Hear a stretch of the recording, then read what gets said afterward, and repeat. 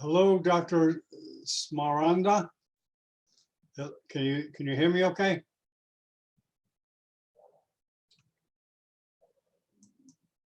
Okay, you gotta unmute yourself. Hey, how you Hey, doing? hello. I'm Dr. Bennett in Miami. Nice to meet you. Where are you from? Romania. Oh my God, okay. Very good. Very good. The only person I know from Romania is Vlad the Impaler. You should know also Nadia Comaneci. Of course, of course. I grew up with her. Well, actually, she was like 12. I mean, it was marvelous because I got to see her live do that show, you know, when she was 12 or 13. Wow. It was amazing. You know, some things in sports you don't forget. Yeah, I never forgot, look, Muhammad Ali, the boxer, when he was in his prime, there's certain events you just don't forget. And then Nadia was one of them for many people. That's amazing. That's amazing. Yeah. So you're working for the Romania chapter, obviously. Yes, yes. I'm a sports medicine doctor, actually. Oh, great, great, super, super. Yeah. Okay, now did you have to become a doctor first, or did you go through a different program like a PhD? No, doctor. No, doctor. Oh, okay. I finished medical school, and now I'm in the training program in sports medicine. Is it orthopedics or different? No, it's in Romania we have like sports medicine. Oh, cool. By itself. Yeah, yeah. Oh, cool. Yeah. That's great. That's great. It's not nothing surgical. Like the orthopedics take care of the surgical part. We do the medical part, let's say. Okay. Therapy and things like that. Yes, yes. Non-surgical. Yeah. Treatment. Yeah. Okay. Yeah, they have it here in this country, but they have to go through orthopedics first. They have to do a residency, I know. And then actually, I think it's a fellowship after 5 years of orthopedics. Yeah, I know it's different in the States. I know it's different. Yeah, it's very different, that part of it. But it's you know, it's an established subspecialty. Yeah. And there's certain areas of the country, the big cities like Los Angeles, that have big sports medical centers. Are you looking to stay in Romania? Are you going to move around, or what are you going to do? Or you don't know? Now I don't know. Like it's the beginning. Just I have 2 years working here, so we'll see in the future. Oh, okay.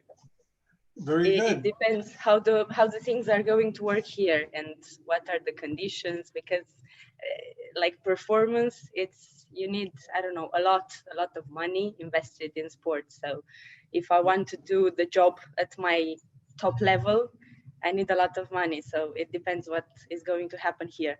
Oh, okay. Yeah, well, you know, the whole world is in upheaval. It's more than just a pandemic. I mean, it's an economic pandemic too. You know, the more we get into this, and the more we see businesses not open, you know, and governments shutting, you know, what the heck is going to happen? Economic. I mean, sure, of course, we're going to take care of the health, and hopefully that works out okay. Like maybe in a couple of months, everyone will be safe, I think. But after I hope so. But after that, it's going to be chaos. Yeah. You read different, you know, things, and you try to come to your own opinion.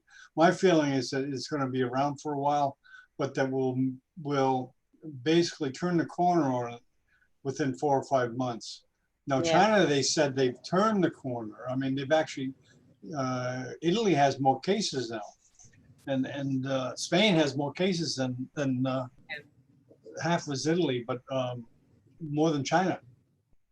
So China seems to have turned the corner, and that also is according to Chinese doctors that I've talked to online. That, you know, but you don't know. They got to be careful what they say online. You and I can say what we want, I imagine. Yes. But from there, you're liable if you say something that's not right. But I still get reports from other people from other countries that talk about China. So it's not just the Chinese that are saying that. But so you're a jock yourself. They call it a jock. You call it a jock over there, a sports person. Yeah, yeah. Okay, now yeah, you a jock too? Yes. What sport you play? Swimming. Oh, okay. Well, that's good. Man, that's a tough sport. Yeah. Head underwater all the time. That's tough. It's very demanding, and now I'm working with the water polo national team, so it's more demanding. So you deal basically with healthy people, sports people. Yes. Okay, that's good. Now we were preparing for the Olympics. Now we have to reschedule everything, so it's a little bit hectic. And oh wow, were you planning to go there? The Olympics? Hope so, because they had qualification tournament, but now it's postponed, so we don't know what. Well, yeah, obviously. But you were training for that? You were trying out for it? Oh man, you were trying out for it, huh? Yes. And now everything is locked down and no sports facilities open, nothing. So every now stop training. So same as here. Problem. Yeah. The same as here. So you've raced competitively, obviously. Yeah. Okay. You're still racing, right? You still. Yes, yes. Not like in very, very high level, but yeah. Oh, okay. So you're just doing it kind of like a hobby now to stay in shape. Yeah. Yeah. Okay. Okay, but you're not going to try out for the Olympics. No, my boys from water polo, they are trying. So. Oh, okay. Yeah. Okay. Very good. So. We hope, we don't know, that's one of the main problems, the financial one. After this crisis will pass, because sports loses a lot of money like every day. So we'll see in the summer. Yeah, it's just there's more uncertainty than health. Mm-hmm. I don't know. It's kind of in a way it's nice here where I live in Miami, because no one's on the street. It's real quiet. And when you go outside, you guys get, hello, how you doing, Kula? Hi. Have you met Dr. Smaranda? Smaranda, right? Yes. Hi, I'm Kula. Nice to meet you. Yeah, nice to meet you too. She's from Romania, sports medicine doctor. You probably heard about her. I'm interested in oncology. She wants us to do calisthenics before we start. That would be a good idea. Yeah, she wants us to do it like, I'm about to do Pilates after this talk. Well, you guys, you young kids, you're into exercise. My generation, we weren't into sports, we weren't into exercise, we were into eating and drinking excessively. See, I think now it's generally changed. See, I wasn't into sports, and I was never into the gym, but I like to exercise at home in my own comfort. So self-isolation now and social distancing is not bad for me, because yeah, me too. I don't mind that part. I do the same thing. Yeah, it's funny. Let's see. Okay, I know Kula's done Hangouts before. I mean, webcasts. Dr. Smaranda, have you done a webcast before? Yes. Oh, okay. So you know how to screen share and. Yeah. Okay, you're pretty sure? Yes. Okay.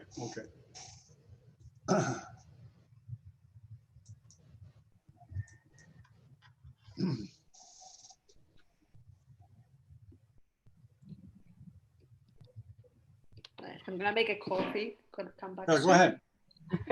Yeah, I'll be right back too. Okay, yeah, Dr. Swan. Oh, this whole thing.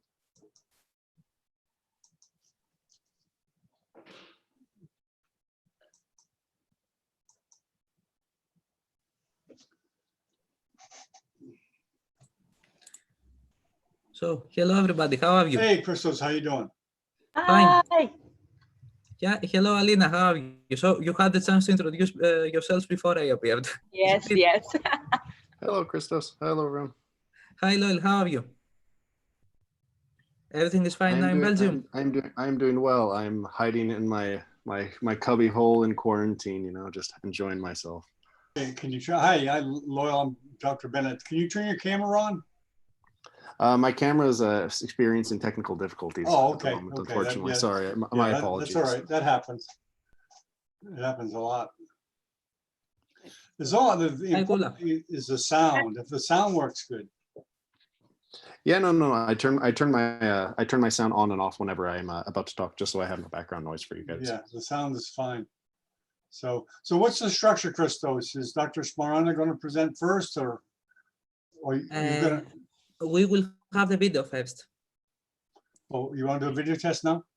No. We will present the video first.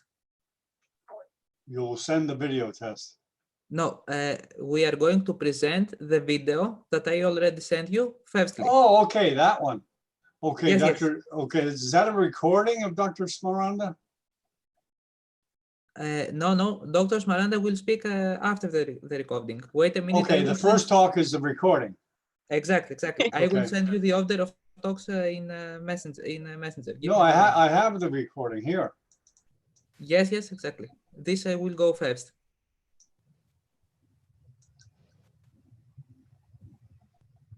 Give me a minute. I will send it to you in Messenger. Okay.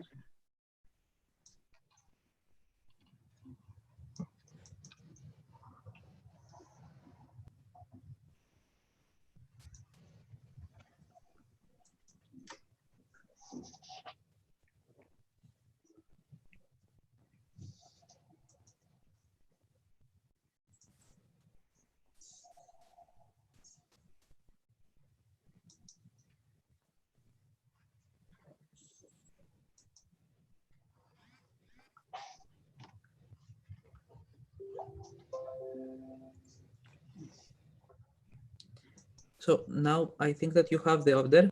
The idea is that you will introduce the meeting as usual, and then Stefan, who is the president of the European Student Think Tank, will speak for 2 minutes to introduce the session, and then Elodie and I will present the speakers. Okay, what I'll do to make it simple, I'll just introduce myself and then turn it over to you, and you structure it the way you want. Okay. Okay, as far as the video, when will the video go on? So I'm ready. Okay, also Hande from Turkey told me that she's trying to join, but she has some problems. Can you see if she's trying to join? Yeah, we got 10 minutes. I see some people, I can tell when they try to join, if they have a poor connection, it's kind of tough to get in, even to get in. You know what I mean? Yes. Doesn't happen much, but it does happen. Let me, I will suggest you to try again. Hi, Elodie. Hi. Elodie, you have already met Gula. Now you can meet Alina. Alina is the sports medicine doctor from Romania. Okay. Yeah. Hi. Nice to meet you. Nice to meet you And too. you can also meet Aparajaya. He is the speaker of the first webinar we did about the coronavirus. Oh, okay. Great. Hi, nice to meet you. Nice to meet you as well. Hi, everyone. Lola, how are you? I'm fine, thank you. Hello. What about you?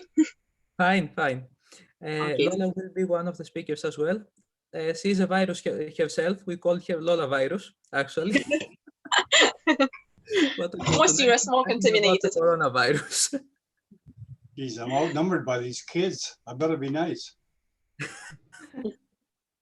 And no monkeys. I hope you instructed them. No monkeys. No. This time we won't have dogs, maybe. No monkeys.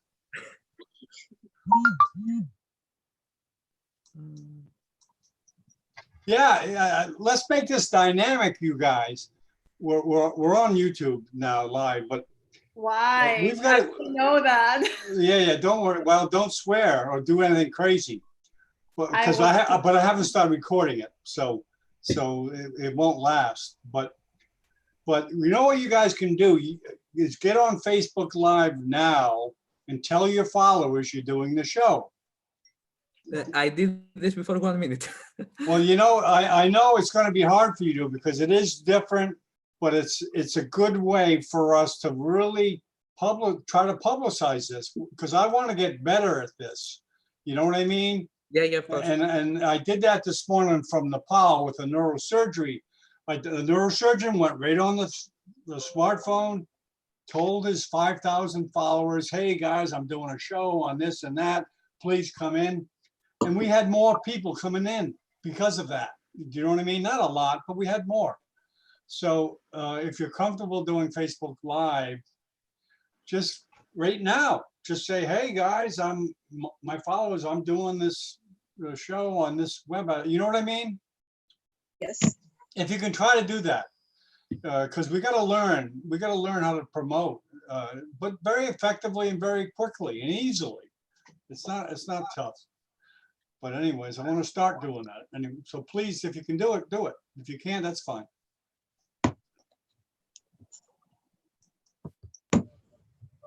We don't mind if we can even hear you. That's okay.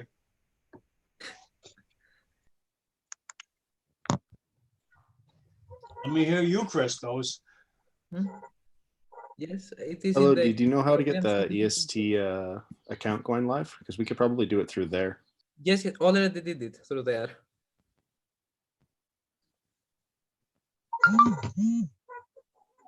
We already did the live video to announce it. Christos just did it, so. Oh, good. Yeah, because I'm just learning the tool of Facebook Live, but as you probably know, everyone gets a notice when you do a Facebook Live. All your followers get a notice that Joanna is live now. So I think it's a nice addition. Krasima Zakova. Hello, good day. Hello, Nicola. Hey Hello, guys, Hey. what's up? It's great to be here. Nice to have you here. Nicolas is a very good friend. Oh man, I hope we are from the same town. We're working in the same hospital in the summers. He's studying medicine in Sofia, Bulgaria, and he will speak both about Greece and Bulgaria because he's originally he's Greek.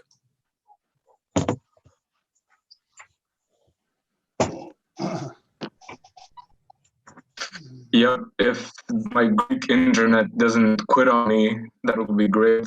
We'll see. I hope it goes well. Okay, guys, Otherwise, this is a big learning moment. Okay, now when your internet is not good, like yours is not good, turn off your camera, Martin. Okay, turn off your camera at the bottom because the camera uses a lot of bandwidth, loses a lot of bandwidth. Do you know what I'm saying, Martin? Yep, it goes well. So just go to the bottom of your screen. It says stop I thought video. I would try it with the camera. No, don't use the camera because you don't have much bandwidth. I've seen it. There you go. Okay, you're off. Okay. Okay, you're on again. Your camera's Nick. Is it Nick? Let's see. Who is the one that has low bandwidth? Is it Martin? No, Hand, are you okay? Yeah, I'm okay. Nope, it's me. Who has a halting voice? But whoever does has to turn the camera off on their.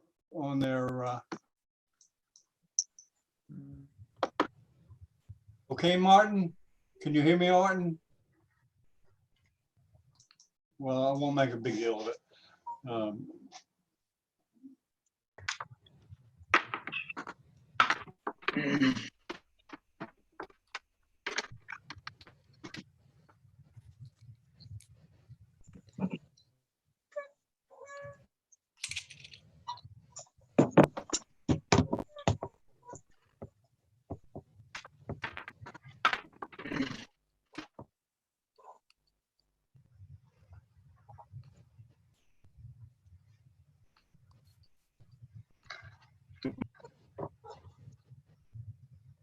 Arthur Corazza. Yes, he's also one of the speakers. Okay.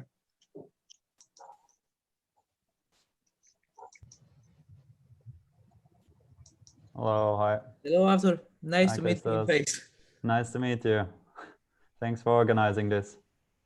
Thank you for coming. Yeah, Arthur sure. is working with the European Commission, and he will speak about economy. But of course, he will speak on his own viewpoint. Yeah, right.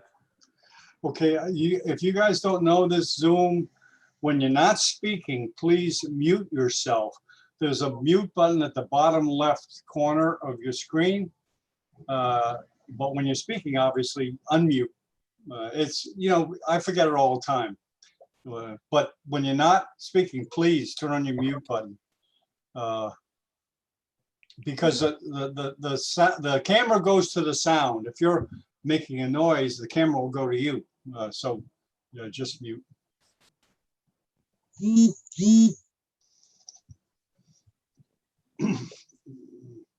See, that's a little bit of belittling and berating I get to do. We're still waiting some more people to join.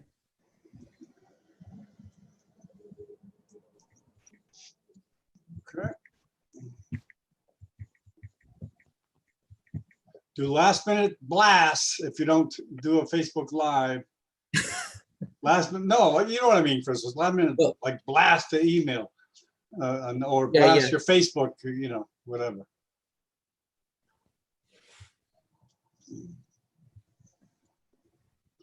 Actually, like, I don't know like how to do it. What exactly? Like to share like that live, I don't know, like to Facebook or what, like what you're talking about. That's what we're learning. We're learning that. That's because hopefully we get better at it. So, it's new. It's new, and however, you just like share from this app, yes? Or I'm sorry. I said that we need to share it from our app to Facebook, or no. You can just go on your Facebook on your smartphone, not even and just forward the post about this conference, which you probably have on your timeline, right? You probably have that already. Just forward that to your followers. Oh, okay. The post. Either copy and paste it again, or you guys probably know how to use Facebook more effectively than I do, as far as that's concerned. Wow, you have a lot of people coming. Oh, yes. Okay, Marina is here as well, I think. That's great. That's great. Stefan is here. John, Stefan is the president of the European Student Think Tank. Oh, I got to behave in front of him? Oh, no need to. No. Yeah. Okay, hi, how you doing? John Bennett. Nice to meet you. This is a great turnout. Wow, super. Marco is also here, I can see. Okay. And this is here. Here, Marco is from Ukraine, but he speaks Greek, ancient Greek as well. Oh, hi, Marco. Oh, he sings in Greek? Oh, probably yes. Oh. You know, like Asian Greek, yes, I think, and it's like the best friend of Christos, with whom he can like speak in Asian Greek, yes. Oh, okay. Well, listen, Christos, how do you want to handle introducing people? Do you? Because I vary when I have the neurosurgery one. Sometimes I introduce everyone. Sometimes I don't introduce anybody. Do you know what I mean? So do what you feel is comfortable, whatever you feel comfortable with. Okay. Now that it is unofficial, I'm just letting the people know who is in. But when the webcast starts, we will introduce each speaker before he or she speaks. Yeah, just use your own common sense. If it's the first time you're on camera, just say, I am John Bennett, da da da. I like to ask a question, you know what I mean? So, because I think everyone wants to know who you are. And like not just a face that's saying something.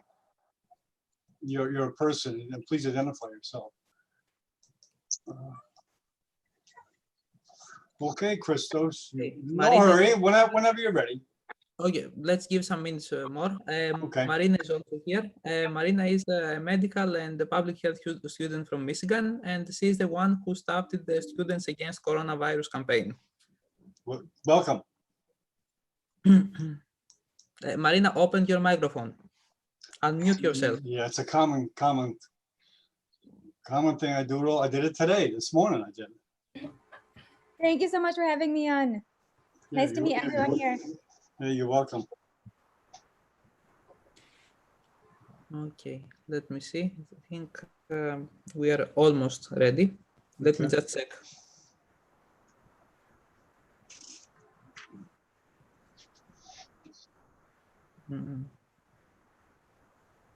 Nieves, is that the one you're waiting for? Nieves.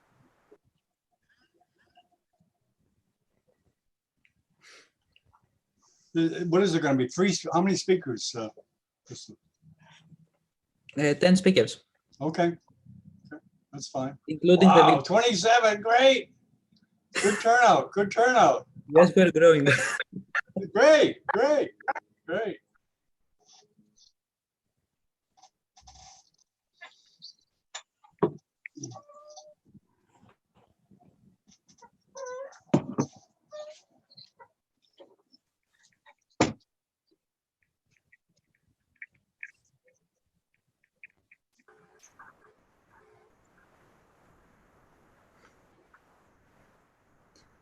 Let me see.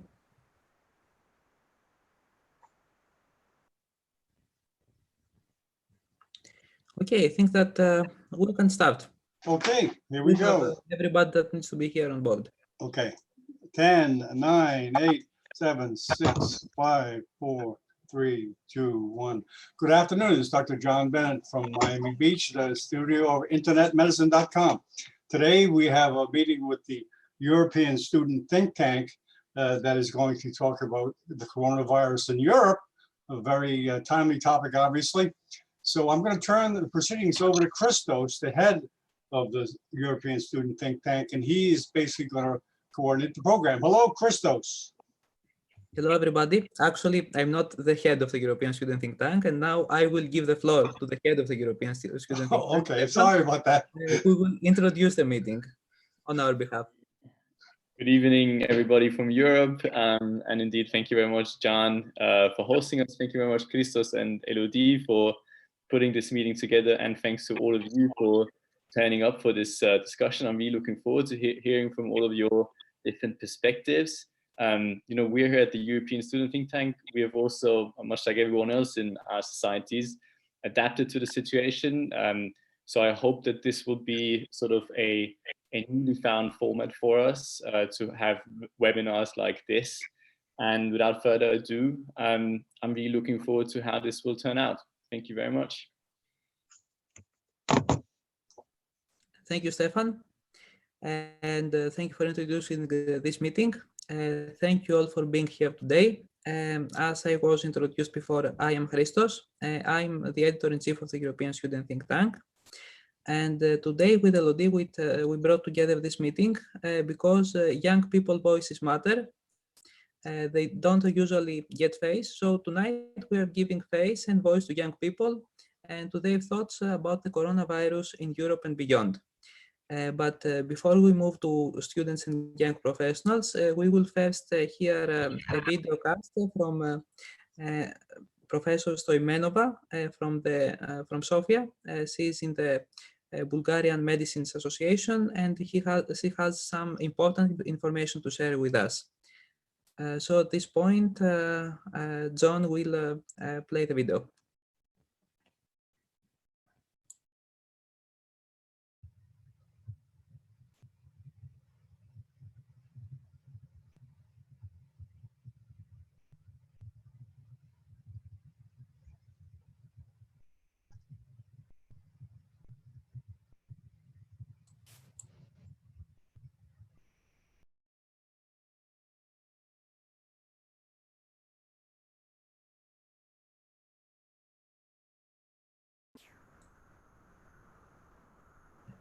John, there is no sound.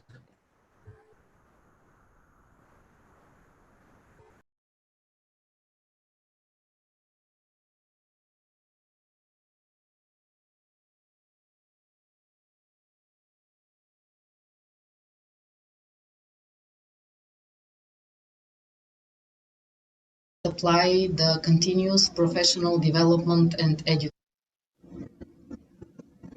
Hello, thank you for the invitation for this webcast. My name is Asena Stoimenova. I'm professor in the area of social pharmacy and health policy. I'm teaching in the Medical University in Sofia. Can you hear it okay? But my other function is president of Bulgarian Pharmaceutical Union. Bulgarian Pharmaceutical Union is the professional association of Bulgarian pharmacists which are practicing in the territory of Republic of Bulgaria. We hold a register of pharmacists, and we also do supply the continuous professional development and education. As a university teacher, I can see that this pandemic changed the lives of our students a lot, because we upgraded to e-learning, which of course we were ready for, but definitely we found out that we are missing the physical contacts and the social interaction. I'm sure that after this pandemic will end, we will definitely appreciate in different way the physical contacts between each other and the meetings. As a president of Bulgarian Pharmaceutical Union, I'm in contact with many young professionals. Some of them are trainees at our pharmacies, and when we received the order from our rector that we should upgrade and move to e-learning, I received a question from the dean whether we should also order that the trainees should be removed from the pharmacies. As you know, probably that Bulgaria is in state of emergency due to the situation with COVID-19.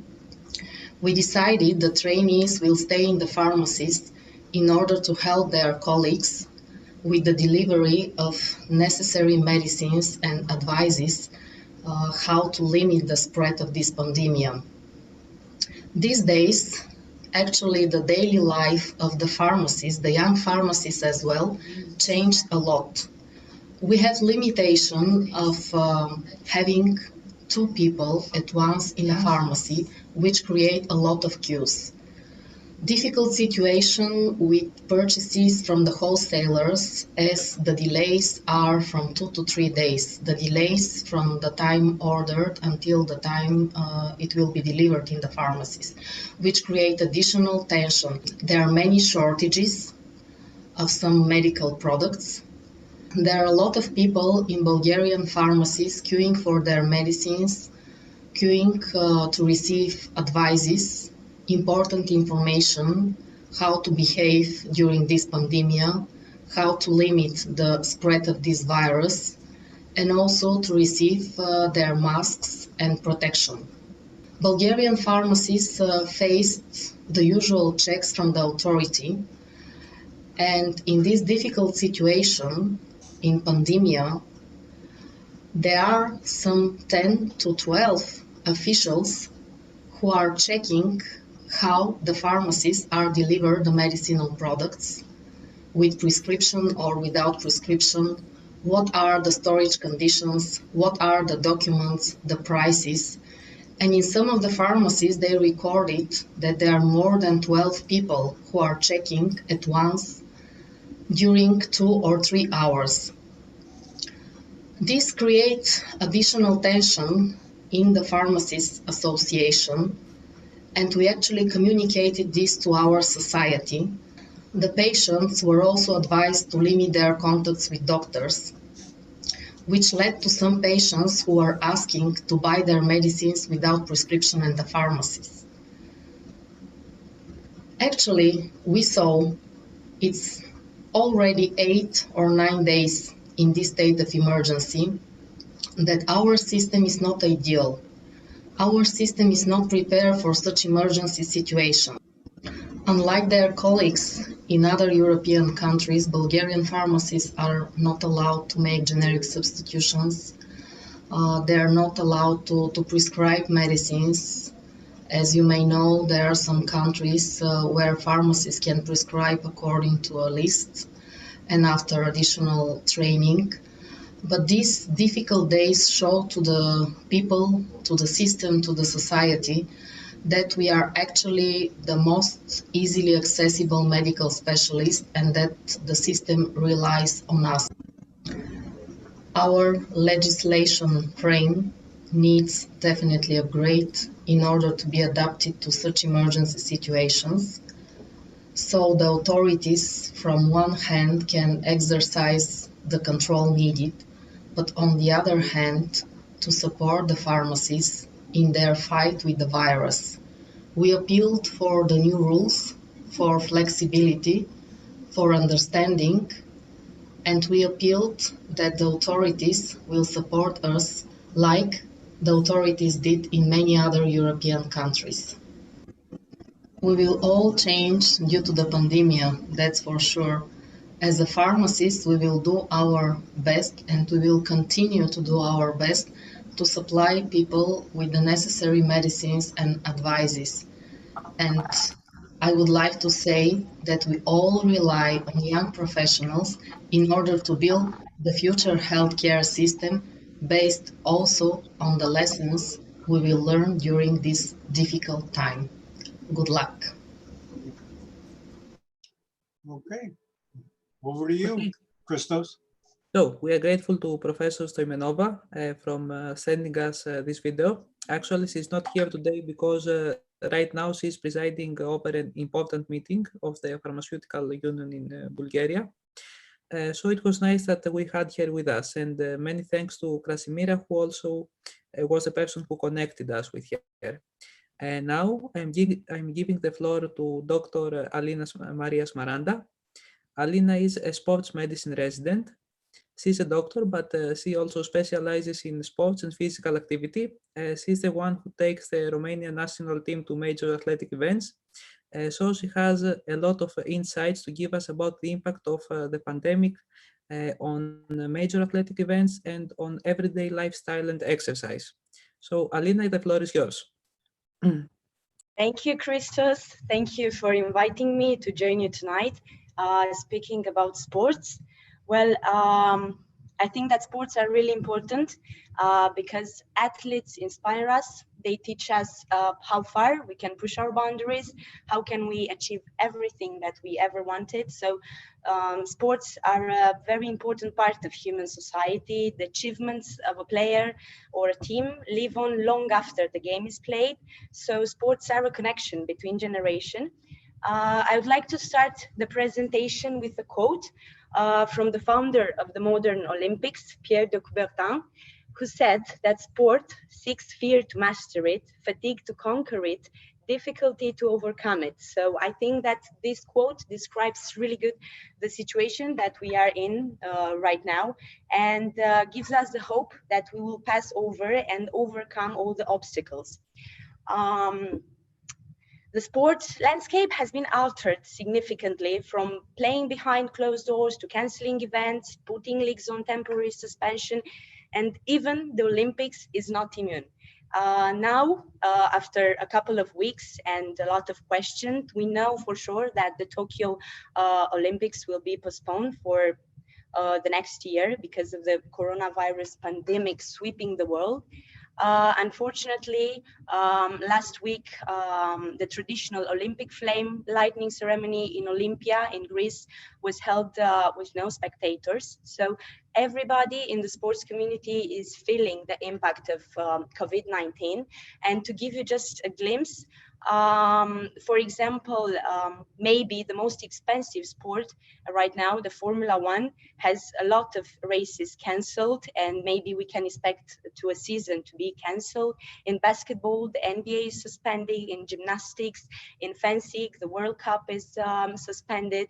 The European Championship of Rugby also is postponed. The European Championship of Football is postponed for the next year. In tennis, we have a lot of ATP and WTA events cancelled. And as far as I'm concerned, because I'm at the moment the team physician of the national water polo team, the Olympic qualifying events are being postponed. So what's the big fuss in sports is that athletes do not have the ability to appropriately prepare for these games, and their health and safety must come at first. When Christos asked me to do this presentation, the first thing that came to my mind was I need to hear the athlete's voice. And so I asked one of the best water polo players in Romania with amazing experience, an Olympian that represented our country, Romania, at the London Olympics in 2012, to share with me a little bit of concerns from the point of view of the athletes. So this would be that athletes are really concerned about the recovery after getting infected with the virus. At the moment, we have a couple of athletes that are being infected. They are tested positive, but still we don't know the effects that the infection could have on their performance. So we have to wait and see what is going to happen in the future. Another concern would be for sure their training program. They cannot train anymore properly for their competitions, and that's a big problem. Regarding water sports, it's really difficult to mimic your exercise, your movements in a dry land at home. You cannot do it, so it's really difficult to do that. And another big concern is about finances, because from the economic point of view, this pandemic could have a devastating outcome because competition are being canceled, and we do not know yet what the future of sports will look like after this pandemic. And for sure, the sport is not going to be the same after that. So after hearing the athlete's voice, I started to do the presentation and to explain a little bit the effects of coronavirus among athletes. So the first one is the undertraining. That's a big problem. Training facilities almost in every country in Europe are closed. So the training volume now is markedly reduced. The effects of training come after weeks and months, and each professional athlete, each Olympian is set, let's say they have a periodization, and they have to know at a specific time of the year, a specific moment, they have to reach their peak performance. And all of a sudden, training regimes need to be rescheduled. For some, it means waiting a little bit longer for the Olympic debut. For others, it means delaying retirement for another year. What is for sure is that coronavirus in the sports world means specific training is difficult for athletes. So without it, speed and explosiveness are quickly lost, and that has a great impact on their performance. Now we have to adapt to the rhythm of the rest of the year, to the coming events. We don't know when they will be. So we as a staff need to be prepared for different competitional scenarios. For me as a team physician, it's almost impossible to make right now a methodical plan to prepare my players because of this uncertainty. So actually I have to make a backup plan and a backup plan to the backup plan to be sure that my athletes in the next year, they will be prepared. The problem with the undertraining or the detraining is that the maximal oxygen uptake of athletes declines. And this is due to reduced blood volume and ventilatory efficiency, resulting in lower stroke volume and cardiac output. Also, the endurance performance is impaired, the muscle glycogen deposits decline, the lactate threshold is lower, the fibers proportion, fast versus slow twitch, are modified, the capillarization, the oxidative enzymes in the muscles are declined, the heart rate is started to be increased. There is for sure a loss of the lean mass, a decrease in the insulin sensitivity. So they lost a lot of things during this period of self-isolation at home without training. So to put it really simple is use it or lose it. That's the principle. But also we have some, let's say, good news because the retraining could be possible because the muscle has an amazing capacity that we traditionally call it muscle memory. I'm not going to get into biological details, but to put it short, the myocytes inside the fiber muscles remember the training you had before. So it will be a good starting point for them in the retraining process. Also, the hormonal response following the reduced training period appears to be related to the athlete's initial level of conditioning. So my advice for athletes and elite athletes is to train at home as much as they can. Training volume and frequency can be reduced, but the intensity is mandatory to be as high as possible.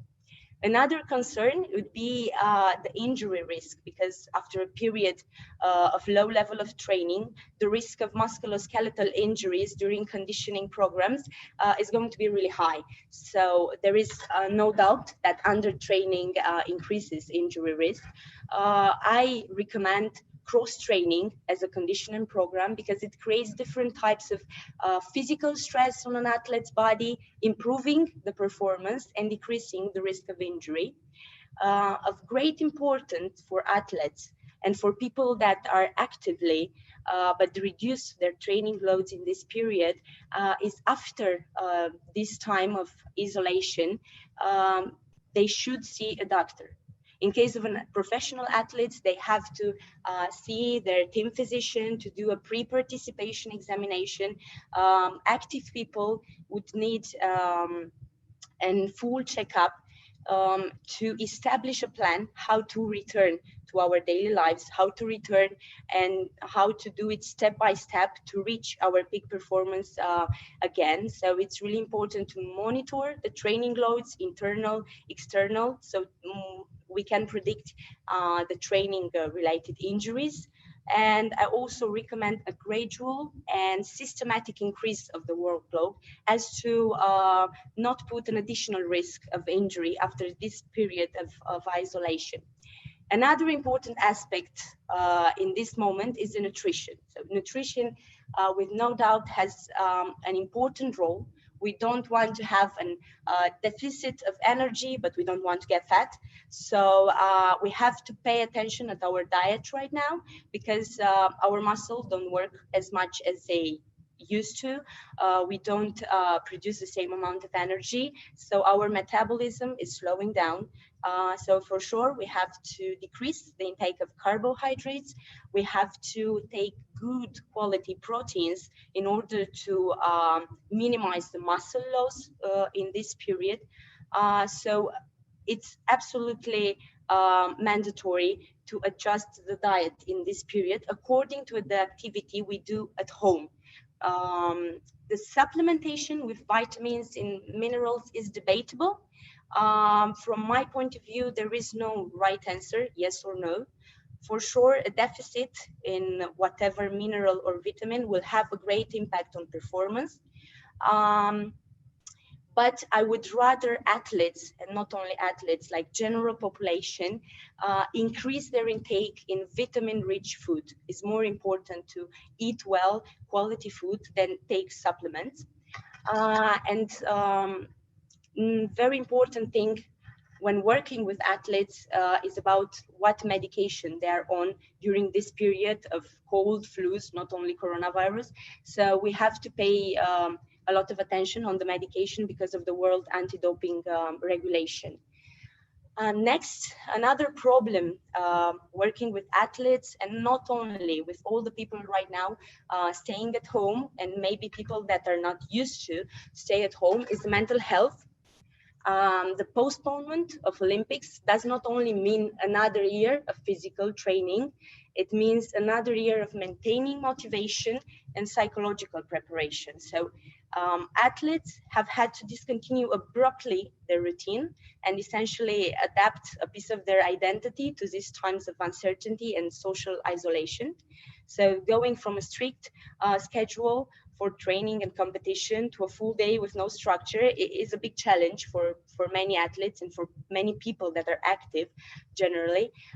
So these sudden changes can induce a state of serious mental distress, and it's important to do the best we can to minimize this. We recommend creating a routine, learning how to adapt most of these previous activities and habits. It's important to exercise, eat healthy, and have a good sleep hygiene in order to decrease these distressing effects of isolation. So practicing meditation, practicing mindfulness can help relieve the anxiety and get in touch with our own emotions. So we have to make sure that everybody, not only athletes, that people who need professional help, they have to know there is no shame in feeling the need to ask for it. It's really important. The last thing and the last concern regarding sports and the future of sports, well, is the financial part. For the first time in the recent history, like, the business of sport has gone dark. Cancellations in sports has immediate effects on players' pockets. Clubs and sports facilities are in lockdown with no live events, media rights and ticket sales.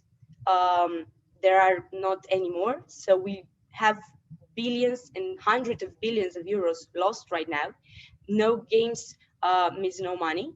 So with every game athletes don't play, they lose a lot of money. And I hope that with this lack of live events, the people that watch sports events will be really eager after this period of lockdown. So for sure, the coronavirus crisis will pass, but there will be a significant impact upon sports financial state.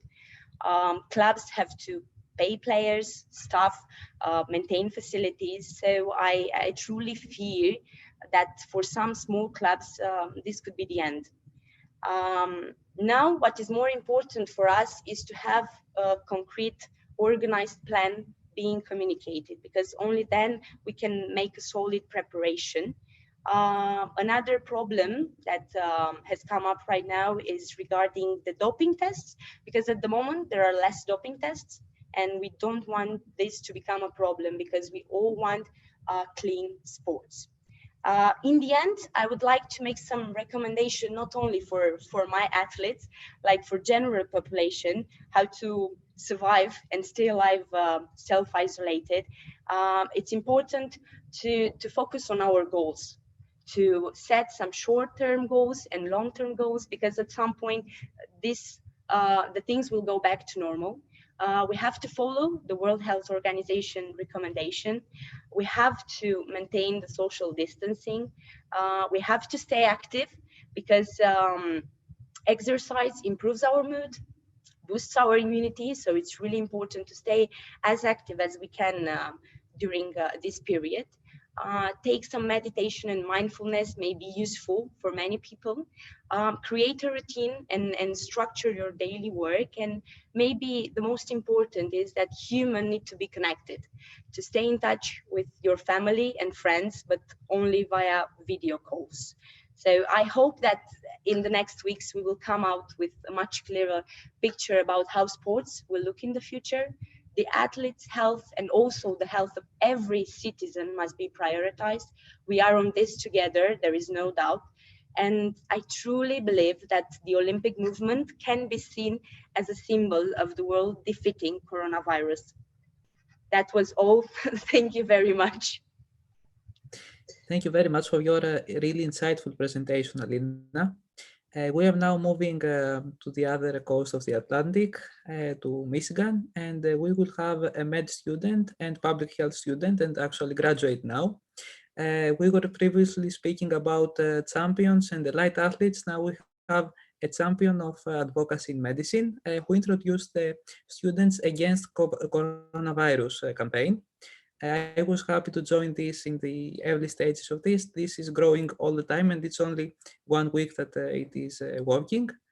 So we are eager to listen to what Marina has to say to us. Marina, the floor is yours. Hey, thank you so much for the really kind introduction, Christos. Everyone, my name is Marina. I'm a 4th year medical and public health student at the University of Michigan in the United States. Over the past few weeks, coronavirus was kind of seen as a hoax by a lot of people, or as a joke, but it's really began to escalate and started severely impacting our lives over these past few weeks. CNN is now calling the United States the next coronavirus epicenter. We've had already 60,000 cases and counting as more and more folks get diagnosed. The coronavirus has had a pretty substantial impact on Americans as it has on Europeans and everyone else across the globe. speaking of my personal life, for instance, we have a lot of my family members and peers are within healthcare. And so this has, you know, a lot of us are having those discussions, like if you get sick, what hospital do you want to go to? Do you want to change your will now? Like these conversations are fairly difficult, but they're also necessary. Like I know people within my circles, we've started distancing ourselves in terms of separating homes. And so in terms of why Christos invited me today, like I said, coronavirus has been impacting my family. And about 10 days ago, I put up a tweet asking initially what were med students like me doing are able to do to help out during this crisis. I started hearing a lot of very incredible campaigns by students, not just med students across the globe. And so I decided, you know what, why not make a hashtag? Why not put us all under one hashtag? So you just click it and then you can see all these incredible things happening across the globe, and you can share ideas and you can brainstorm and you can collaborate so much more easily. And Christos was actually one of the very first people to reach out and be like, you know what, why don't we expand this idea? And he brought on Anna from Portugal. He brought on Faisal from the UAE. I helped to bring on Asan, who's a doctor from Pakistan. And we've now expanded into, within like less than 10 days alone, into 100 volunteers working day in and out from across the world. So we have 25 plus countries and counting within our ranks. We're hoping to show you our social media platforms very soon. In terms of a little bit about what's going on behind the scenes, people have already been starting and finishing up multiple projects and initiatives within this past week. For instance, we've had a UK-based student, a UK-based medical student has taken over a project aimed at a global audience about how do you safely wash your hands. And like the project's going to showcase like 11 different countries. And people from all these different regions in terms of how do you safely wash your hands to help spread the global message that, you know what, we're all in this together. We're all students. We deserve to be part of this campaign. We all need to work together as a community. It cannot just be top down. It has to be bottom up as well. We're all part of this conversation.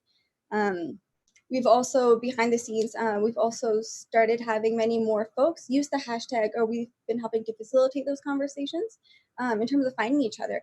So like one person within our group, for instance, was able to create this incredible campaign to increase hand sanitizer production in one low and middle income country. And then they are talking to someone behind the scenes from another low and middle income country, like how could you potentially do the same? We have other innovators and collaborators, engineers, professionals are on board as well, considering our campaign is for students and allies. So we have a pharmacist from Egypt volunteering our efforts. Like we really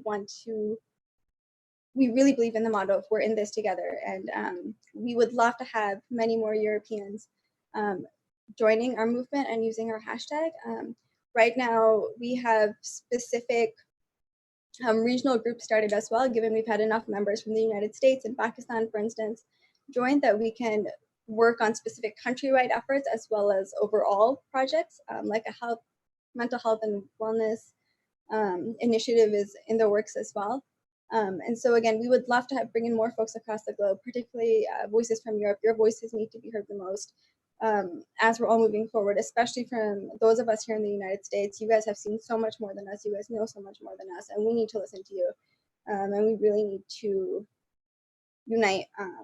Again, Europe, East Asia, everyone across the world. Like I'm speaking to here from the United States, this is substantially impacting my family. This is impacting all of our lives. Like we need your help. Everyone as Students Against COVID wants to work on this together. Thank you. Thank you very much for your presentation, Marina. So all of us, the Europeans, were encouraged to join this umbrella hashtag and bring up more activities against the coronavirus.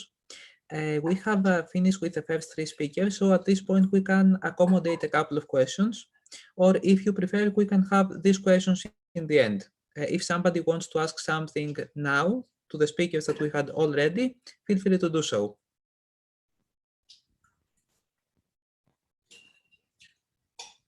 Okay, I can see that for now there are no questions. So I will give the floor to Elodie. She will moderate the next subsection and introduce the next speakers. Okay, hi everybody. I'm Elodie, so I'm organizing the event with Christus, and I'm so happy that we did that because the first 3 speakers, I don't know, for me it was really, there were a lot of insightful information that I got from your speeches, so thank you very much. I'm a law student in Vienna in Austria, and that's everything you need to know about me. I'm also maybe the campaign manager of the European Student Think Tank. That's why I'm doing this. But I'm really excited to get to know all of you, all of the other speakers, and I'm really excited about having those different perspectives in our discussion. The medical perspective, the sports perspective. I think we will have economic standpoints and also socio-political ones, so that's really great. And the next speaker will be Krasimira Tsaikova. She's a medical student from Bulgaria, and she's very active in national and European organizations, such as the Association of European Cancer League. And she will speak on the situation in Bulgaria from her perspective as a medical student. Hello, thank you very much for your kind introduction. Firstly, I would like to thank all for the opportunity I have been given to be here. As you may have heard, my name is Krasimira Zaikova and I'm from Bulgaria. Also, I'm an organizing committee member of the 2020 YLH Social Entrepreneurship Challenge on eHealth. But tonight I will represent myself as a medical student from the Medical University of Varna.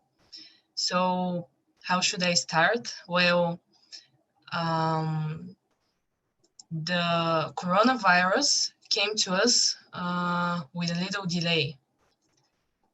And by the beginning of March, our lives were going on the normal schedule.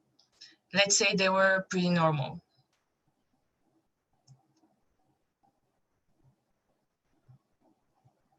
Sorry, I'm having, okay.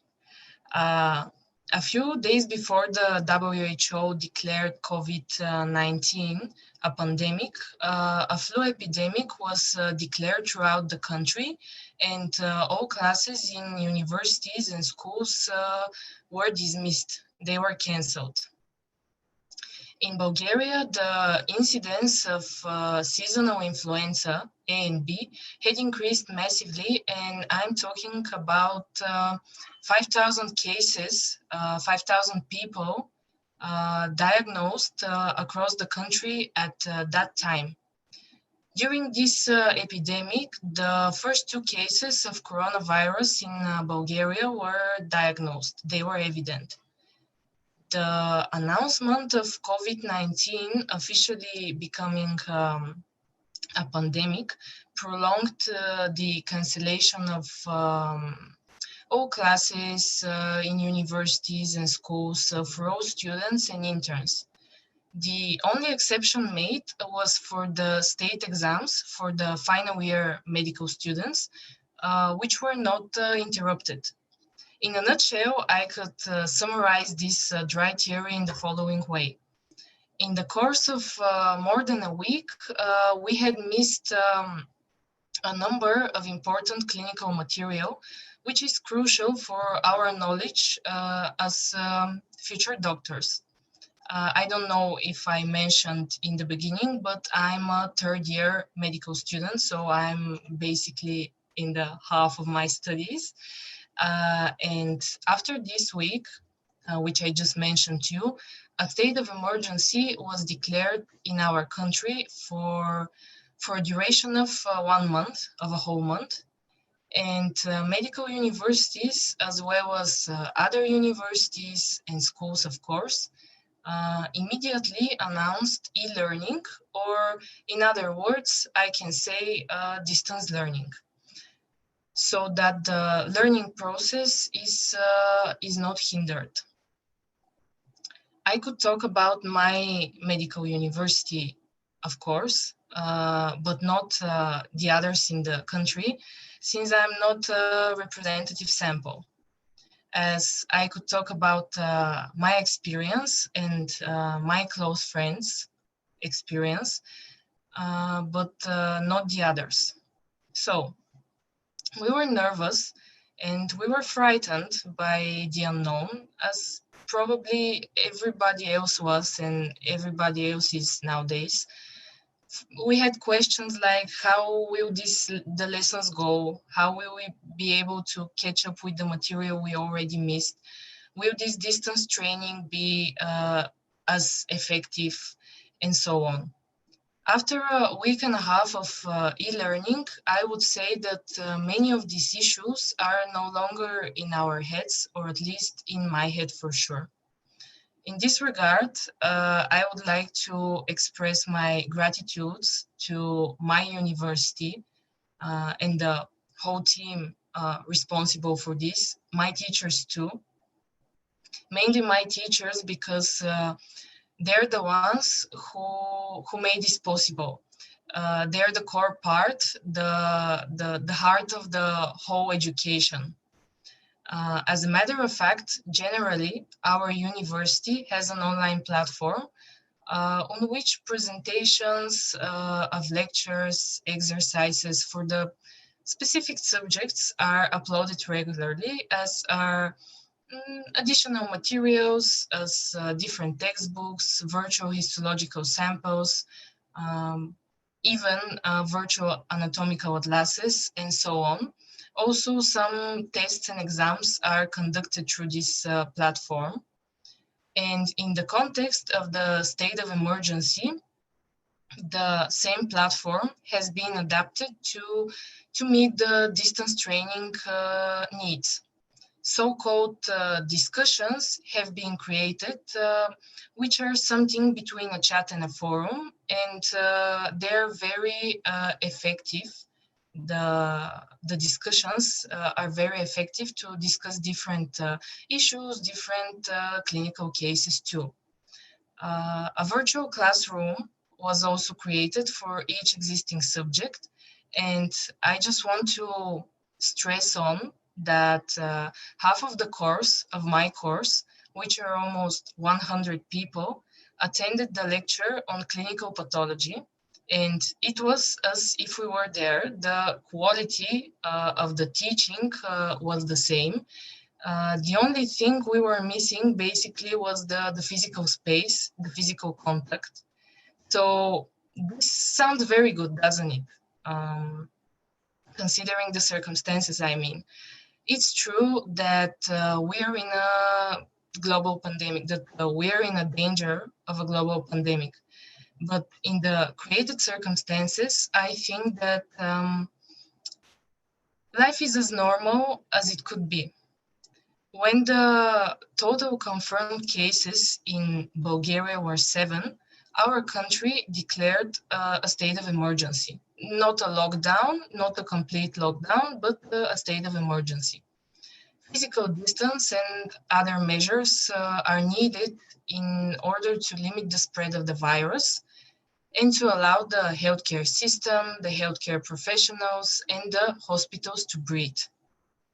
My colleagues joke that this is just like another exam session to us, and more precisely to stay at home for weeks without exiting our rooms, and so on, as probably many of you may know. But jokes aside, of course, according to the recent data, the confirmed cases of coronavirus in Bulgaria are almost 250, of which 3 are deaths. Even with the current state of emergency, we can say that the incidence is growing exponentially, and there are many unconfirmed cases and virus carriers. And to finalize everything, in short, this is how the situation for now impacts our lives as medical students in Bulgaria. But besides medical students, we are part of the general population too. There are far more restrictions on the general public than on the medical students, but I won't dwell on them at the moment. But if you're interested in what the restrictions in our country are, you can ask me in the questions later, of course. One last thing for me, in this situation, as I mentioned in the beginning, the state exams of the final year students, the final year medical students, I mean, are postponed indefinitely, which means that they will most likely be able to pass the exams later and graduate later, which is filled with a lot of negative emotions. And there was a suggestion also, but I'm not sure if they pushed it forward.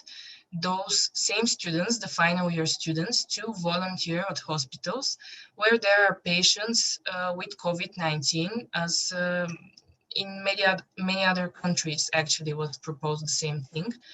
But my personal opinion is that the present situation, the present of the situation of the prospective students in medicine, dental medicine, pharmacy, and other specialties is really bad, because the preliminary exams are postponed, and at one university they won't be held at all.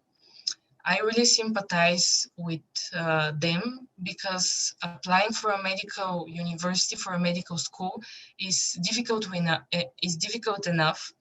It is filled with a lot of emotions, and this adds on to the stress too. They have many unknowns, and we, already medical students, are still able to learn in the best way that is currently possible for now. The downside is, and there is always a downside in each situation, pandemic or not, that in most of the subjects, we have to talk to and learn from patients. And in this situation, this is impossible and dangerous. As medical students, of course, we are responsible for our health, but the health of those around us too. We should be part of the people who set the example for the rest. Of course, I can also complain, for example, that our interview for Erasmus has been cancelled twice already, and at the moment we don't know what will happen to the mobility, but I don't think that to complain has a proper place in a situation like this. Yeah. That was from me. Thank you for your attention. Thank you very much, Krasimira. So the next speakers, basically the next speakers are two speakers. It's Lolita Matyashova and Valeria Dahilchenko. I hope that that it's the right name to pronounce your names. So basically they're both from the Ukraine. Lolita is trainee doctor in cardiology, whereas Valeria is trainee in neonatology, and they will speak about the situation in Ukraine and also give us the medical perspective of it. So it's up to you. Thank you. Hi, everyone again. Thanks to all about this information, which was before. I'm Lolita Matyashova. I'm take my internship in emergency hospital in Kharkiv, Ukraine, and now work in internal medicine department. I want to talk to you about some words about situation with COVID-19 in Ukraine. So yesterday we had 84 cases confirmed of COVID-19, and today we have 113 confirmed cases. And deaths, it's 4 deaths for now. But we have not so, in the first signs that we have not a lot of people who had a disease. But in another hand, that I know, a practitioner, physician, that we don't have enough of a test system. Actually, test system have only in infection hospitals. And for example, in Ukrainian, we have different hospitals from emergency hospital, infection hospitals. It's can be a length of 10 kilometers from our hospital. So a lot of patients who can be suspicious with COVID-19 can came to our hospital first.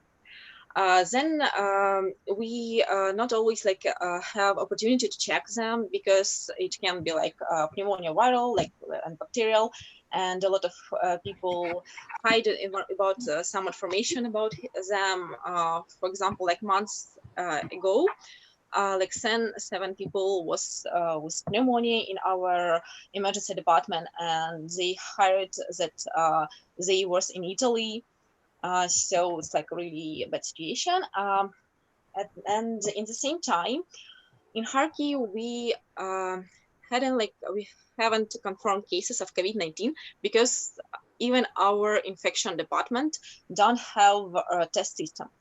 Government said that we already have it and so on, but when I speak with my colleague with infection hospital, they said that they don't have it. Also, I know that a lot of cases for when it's suspicious of COVID-19 are covered by hospitals, by local government. They don't allow to talk about it in our of doctors. As they said, if they will talk, they will hire them. So like really bad situation. Also, in the same time, a lot of doctors don't have protective for themselves. We have some, but also again only in infection department. But a lot of cases went like first contact with this patient. It's like in another hospital. It can be like in emergency hospital like ours, cardiology, like difference. Also, doctors who work in ambulance, they also don't have. Sometimes it can be like a surgical mask for one day, but sometimes doctors need to buy it for themselves. So not so good situation. Government says a lot of things, but actually doesn't do it or they say that it should be like in this way, but they don't show how it should be work. And also, for especially what changed to me, a lot of conference was cancelled where I should attend. Our lectures also had cancelled, but in the same time, a lot of society opened their course for free, and now we can study online. So sometimes we can find a good things from it. So to all of you, stay healthy and be happy. And now my colleague Valerie will continue. Thank you so much, Lolita. I want to share some information about myself. My name is Valeria Danilchenko. I am the second year intern in the neonatal department. I work in the neonatal intensive care unit. So I'm not so, I can't tell you so many information about the COVID-19 in our department, but I have some statistics because we have some very strange situations in children which have the COVID-19 diagnosed. So for the first time, the corona pandemic was confirmed at March 3rd, 2012 in Trinity City, where we were diagnosed the first case of coronavirus.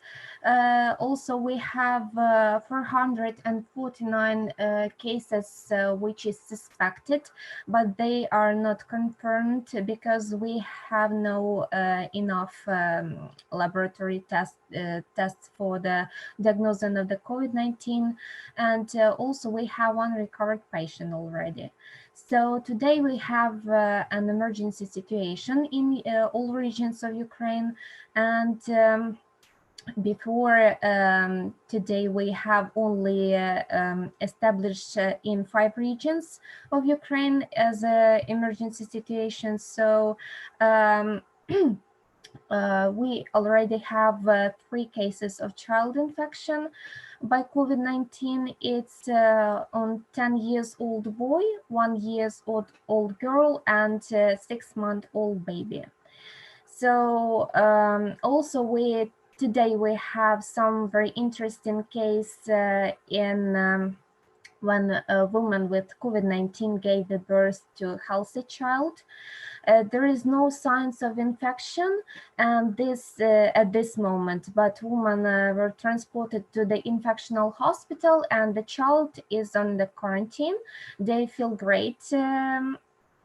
And also there is no interesting cases in my region because we live in Lolita in different regions of Ukraine. So there is no signs of COVID-19 at my region. But we are suspecting it and we are preparing as much as we can, but we have a lot of difficulties with this. So the problems what we have for today, for now, we don't have enough equipment such as protective suits, masks, test systems, mechanical ventilation machines. We don't have enough doctors and nurses. There is a huge problem for us because even if you're not tested, but you want to have a good care about yourself, you have no time, you have no even we have no enough doctors and nurses, so just like a big problem in our hospitals. And even if we have some nurses, they just don't have any opportunity to work with such difficult patients because they even don't know how to work with these patients and all this equipment. So it's just like all what I can say about our region. And also I found some interesting scientific work about the neonatal department in Wuhan. Is in China, where it came from our COVID-19. They are told that they have they found out some clinical features and obstetrics and neonatal outcomes of pregnant patients with COVID-19. So they just wrote that every pregnant woman which is delivering a baby with, by the way of cesarean section, everything is become fine because every of them feel fine.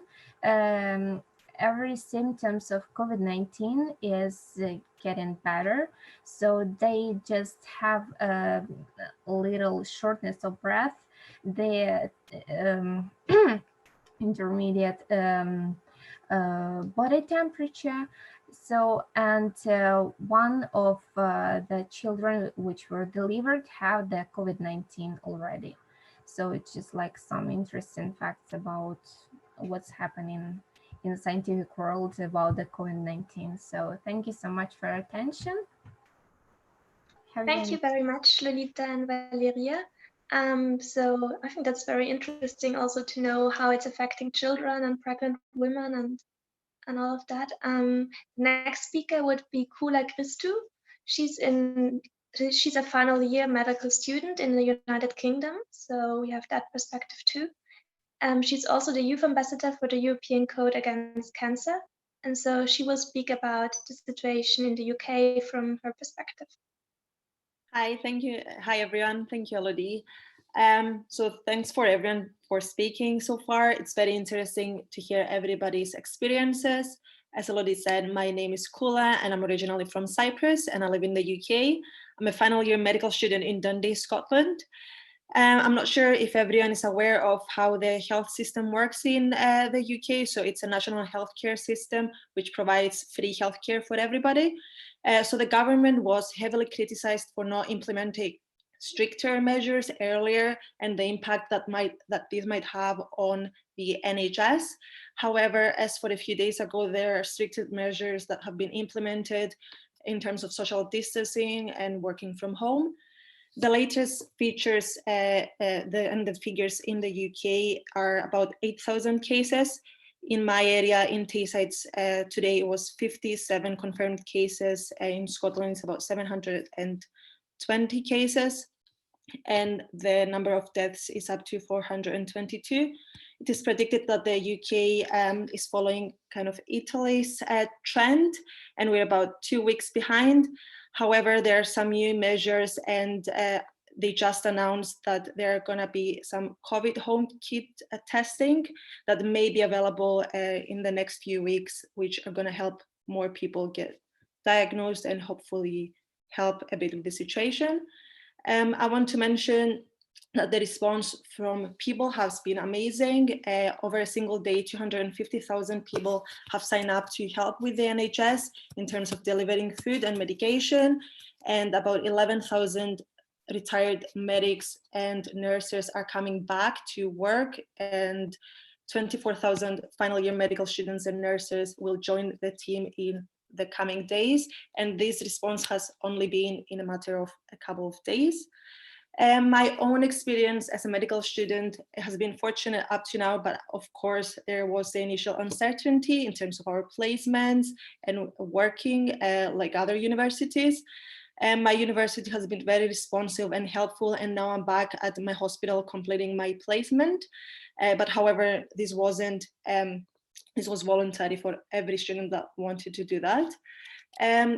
And we were scheduled to graduate in June, but unlike other universities, our graduations were brought forward. So we're graduating in April with the hope of starting work much earlier, perhaps at our university hospital.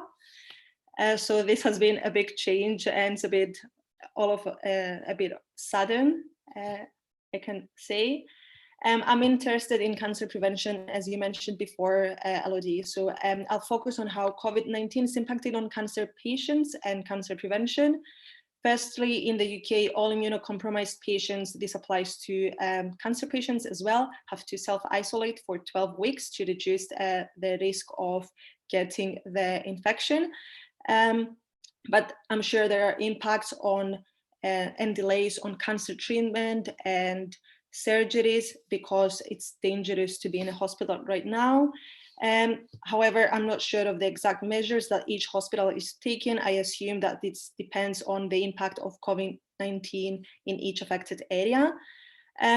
Just moving on to cancer prevention, there are concerns about delays in cancer screening, which is already happening and is inevitable at the moment.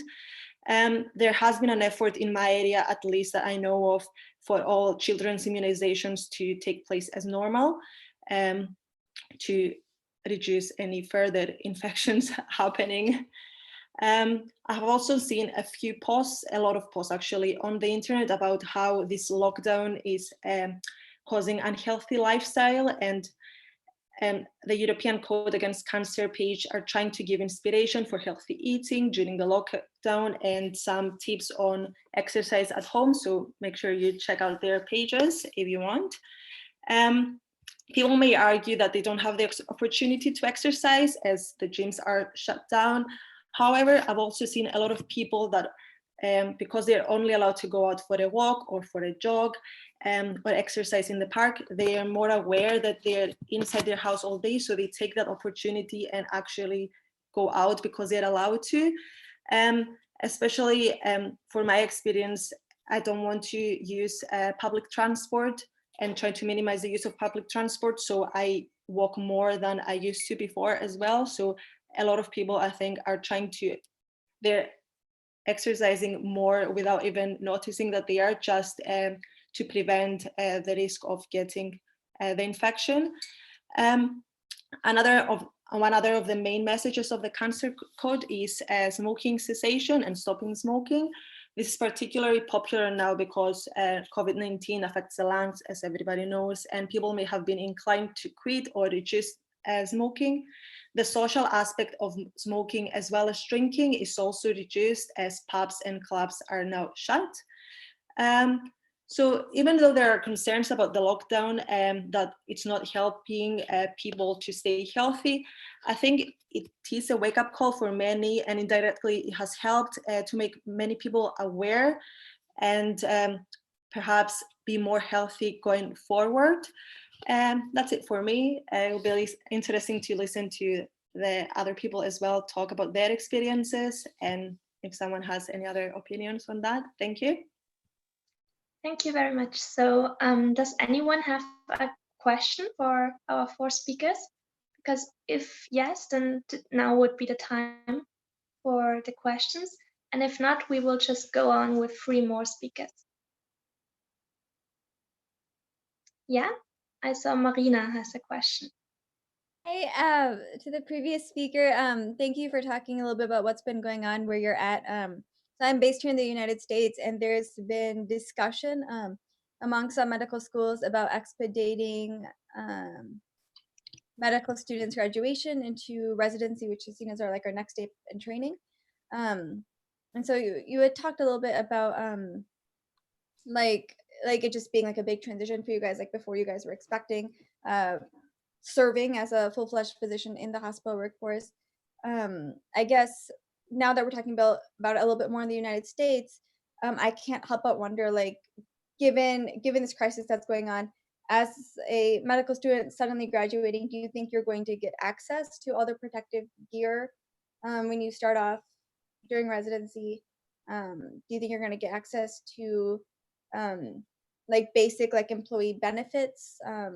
Given this is a huge transition in the UK healthcare system, and I think Italy is doing the same thing. The Italy health system, like, do you guys feel as if you're being protected as med students, being like kind of shuffled into this crisis provider like appropriately? Like, is this being done safely and efficiently in your So eyes? basically, sorry, thanks for the question. So basically, there has been a lot of discussion. So firstly, they're making sure that all the medical students that are graduating are achieving their professionalism outcomes, even though their final exam is not happening. We had our final exams actually in June and in July. So this is kind of a year to help us get into working. So the students like me that we didn't do our foundation assistantship. So this is following and shadowing the doctors and doing everything that a foundation doctor would do. That's the junior doctor in the UK. They're making sure that we get this experience now. There are some talks as well about that if this is implemented and if they ask final year medical students to start working early, they're going to have access to induction and teaching as they would have if they were to start their jobs in August. Sorry. At the minute, we're not very sure. This is on a voluntary basis to work as a locum, so you can take up shifts if they're needed to help out other doctors in other areas. And there's also one thing that is just to get medical students to work in their area that they are comfortable with, because I know the wards. For example, I'm moving to another hospital for my actual job, but I wouldn't mind working here that I know the hospital and I can go around. As for protective equipment, I'm not sure if they're gonna take us. So the hospital in my area at least is divided into a clean and a dirty part, even though there are not many COVID cases in hospital at the minute. They're expecting more to come in the coming weeks. So I'm expecting that they are gonna take us to kind of be in wards and places which are clean and which are shortages of doctors, so other doctors with more experience can go to ICU and infectious diseases. Thank you. Okay, are there any other questions? Someone who wants to know something? If not, I will give over to Christos, who will introduce the other 3 speakers. Okay, thank you, Lodi, and thank you all for your talks, really insightful. And now we're moving back to Greece, to Nicholas. Nicholas is a medical student in the University of Sofia in Bulgaria, but originally he is Greek, and he is also a volunteer in the local hospital here in Piraeus. So he has a lot of experience both as a student and as an intern in the hospital, and as a citizen as well. So I'm now giving the floor to him, and he will let us know about his experience and viewpoint. So guys, can someone confirm that you can hear me? or because okay.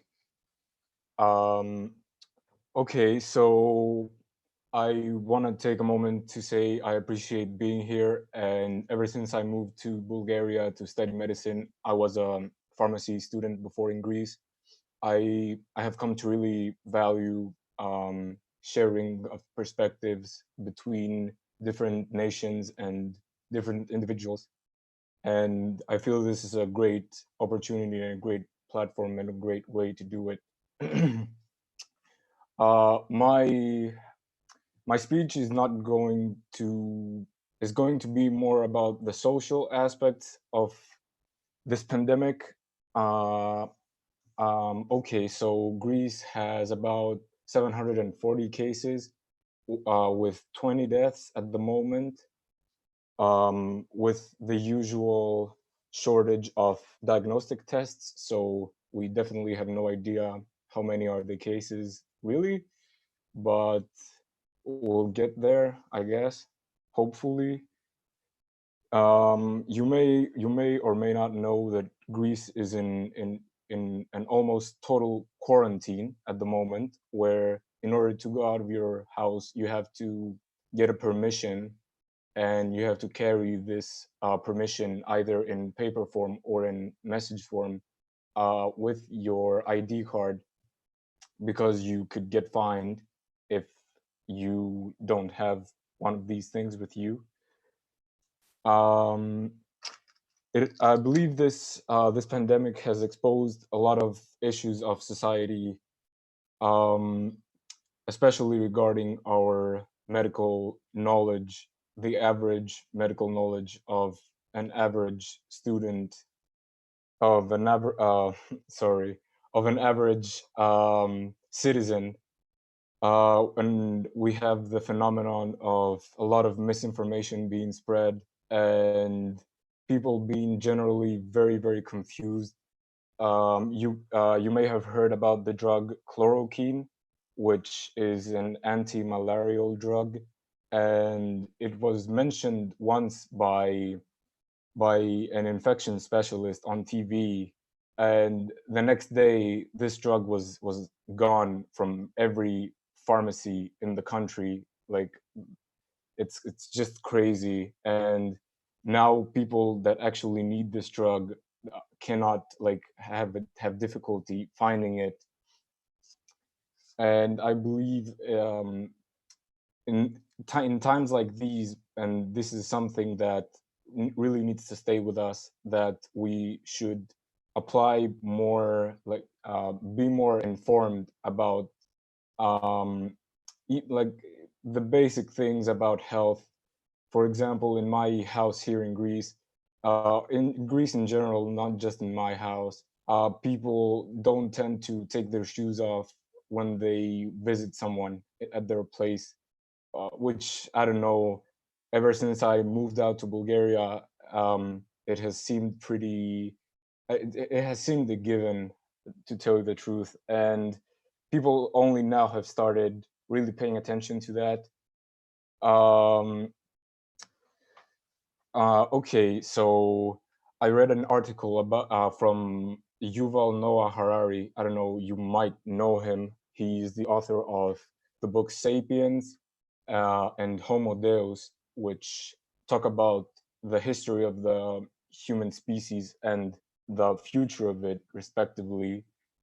And he wrote a very insightful article where he states that, first of all, like Marina said, greetings to the United States. I'm half American, by the way. Very nice to hear your perspective. And you guys, how you handle this crisis will be very, very important. And I don't know, yeah, I hope it goes well. I don't put that much trust in Trump and his government, but that's another topic. In international cooperation, in the article, it said that the virus cannot, like the virus from China, cannot communicate with the virus that is in Europe. And this is an advantage that we as a species have come to have through technology. And it has actually, I believe, saved my country, because we saw what happened in Italy and we brought on the quarantine very rapidly, so as to not be in the same position. So I believe that international cooperation is of vital importance in all aspects of managing this disease. Also, as I said about the misinformation before and the fake news, it's also very important that people start to put their trust in the scientific field again. And it is, I take it to be my duty, and I'm sure that every other medical student in this conference thinks about it in the same way, that it is our duty to help spread factual information and like repel away the fake news and yeah, that kind of thing. You also may or may not know this was a big thing in Greece. I'm sure Christos has a very different opinion on it than me, with the whole church thing and if churches should close and what happens with people, religious people, and how they're going to have their services. This was, I think it was like globally known some weeks ago, like made known. It just goes, I'm not going to take a position on this. It's not of this moment, but it goes to show that people are just confused, and we need to be like a pathfinder for them, or a lighthouse, better. Yeah, that's the word. And show them that they don't have to panic. I'm sure that in every country that you guys are from, you have shortages in supermarkets, people buying like basic things like, I don't know, toilet paper like crazy. It's the same here. A friend of mine who works in a pharmacy sold like 500 masks in one pharmacy. I think it was the day before yesterday when they just received the shipment because they had run out. Generally, a lot of hysteria is going on. Another topic I would like to talk about, which was also talked about in Harari's article, is about surveillance. I've read that in Russia and in China, they have started employing street cameras to kind of survey who breaks the quarantine.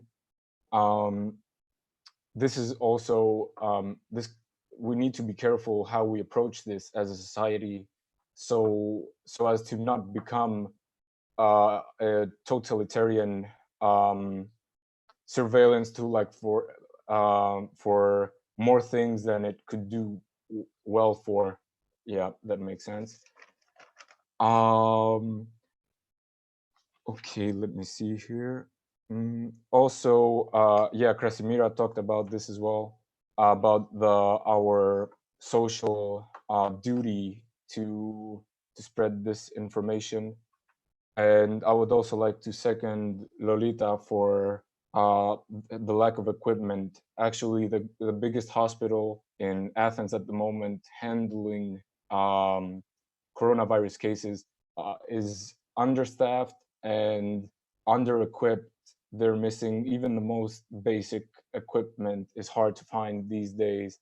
And I think it will be very interesting to see how this pandemic shapes us as a society, or in general as people, and what we can learn from it, and how we can make our lives tomorrow better. Tomorrow being without the virus being present, or at least not being present with the same force as it is now. I think this is all for me. I appreciate this opportunity again. Thank you, Christo. And thank you for listening to me. Thank you very much, Nicola. You know, living here, I can identify with most of the things you mentioned. To be honest, sometimes I think that this is a dream or a deja vu, and the next moment it will end, but apparently it is not ending. However, having this social approach from a medical point of view is very important today. But speaking of social and humanities approach, we are moving to Marcos. Marcos is a philologist. He is studying classics in Ukraine, in Lviv, and he is also very experienced with humanities and theology. So I'm really eager to listen to his viewpoint. So hello everyone, and thank you, Christo, for the invitation for me to be here, to be among you. So what I wanted to say, when it all started, after the virus left China, I was actually very skeptical. I was really skeptical because I didn't believe that it would be so serious as it is. Also a funny fact about me, I spent the entire February in Greece, in Thessaloniki, being on the scientific exchange program. And when I was there, the first detected case in Greece, the woman who had the coronavirus, COVID, the first woman who had COVID in Greece, lived just, let's say, 300 meters from my place there in Thessaloniki. And I was born, and I spent the entire week in Chernivtsi, which is the city where the first Ukrainian case was detected, and which is the epicenter of the COVID now in Ukraine. And that's why actually I'm now quarantined, not at home, but here in Lviv where I study. To tell the truth, I personally wanted everything to finish as fast as possible, just because this all affects both the economy and both our social lives. And okay, as a philology student, I can say I can respond with a kind of a meme, with a Facebook meme, which I saw on Facebook. There was a guy sitting. There was a scribe, actually, a medieval scribe, writing a book saying "philologist at work." There was the same scribe writing the same book, and it was written "philologist at work during quarantine." So my work generally didn't change because I usually work from home. The only thing that changed is was my university studies, because we now study online. However, our university was not prepared for that at all.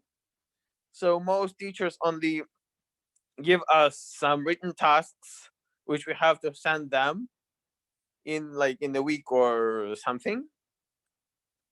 However, the social life was really affected, and the social life is something that most people miss. And I can also say that there is a great, like it was in 5 years ago, actually already 6 years ago, when the war with Russia began, we have now the same thing, and I'm really kind of proud of that. Many people start organizing themselves, especially in Chernivtsi, where there is the epicenter of the infection, start organizing some help, some charities, some money funds, in order to help each other, to provide masks, to volunteer to buy food and medicine for elderly people, for them not to go out at all, to buy food and everything what is needed for people who get stuck in their homes. Okay, there are many other cases which are not to be told to foreigners, but yeah, that is what is happening now. Not to be chaotic, because I was afraid I wouldn't find anything to say, but now I feel like I'm a bit chaotic in what I'm saying. Not to be chaotic. Okay, to mention another thing, which was already mentioned. So churches in Ukraine are not closed, but the services mostly the services mostly happen indoors with no parishioners inside. Okay, in some larger churches there are parishioners, but they are but officially it's not allowed for more than 10 people to happen. But this one depends from region to region, as local religious authorities, local bishops command to their priests. Okay. However, generally that's the situation in Ukraine from the non-medical perspective. And not to be chaotic, I'm gonna finish saying that I really hope, and I really understand already now, that this situation will somehow change the country and will somehow change ourselves as a nation and as a people, and as and each person separately, to admire and to admire some usual things which were routine for us, but we now miss them, and we will rethink and admire them afterwards. Thank you so much. Thanks a lot, Marco, for giving us these insights from the citizen and the humanist point of view. Now I'm passing the floor to Hande. Hande is a senior undergraduate student of Turkish language and literature. She's now preparing for her master's studies, and in the meantime, she's working, translating and generating content for some environmental journals. She is also the founder and the moderator of Baklava Mag. Baklava magazine is focusing on Greco-Turkish friendship. And as an act of that friendship, she was one of the first people to push out our press release about the Students Against Coronavirus. So let's listen to her.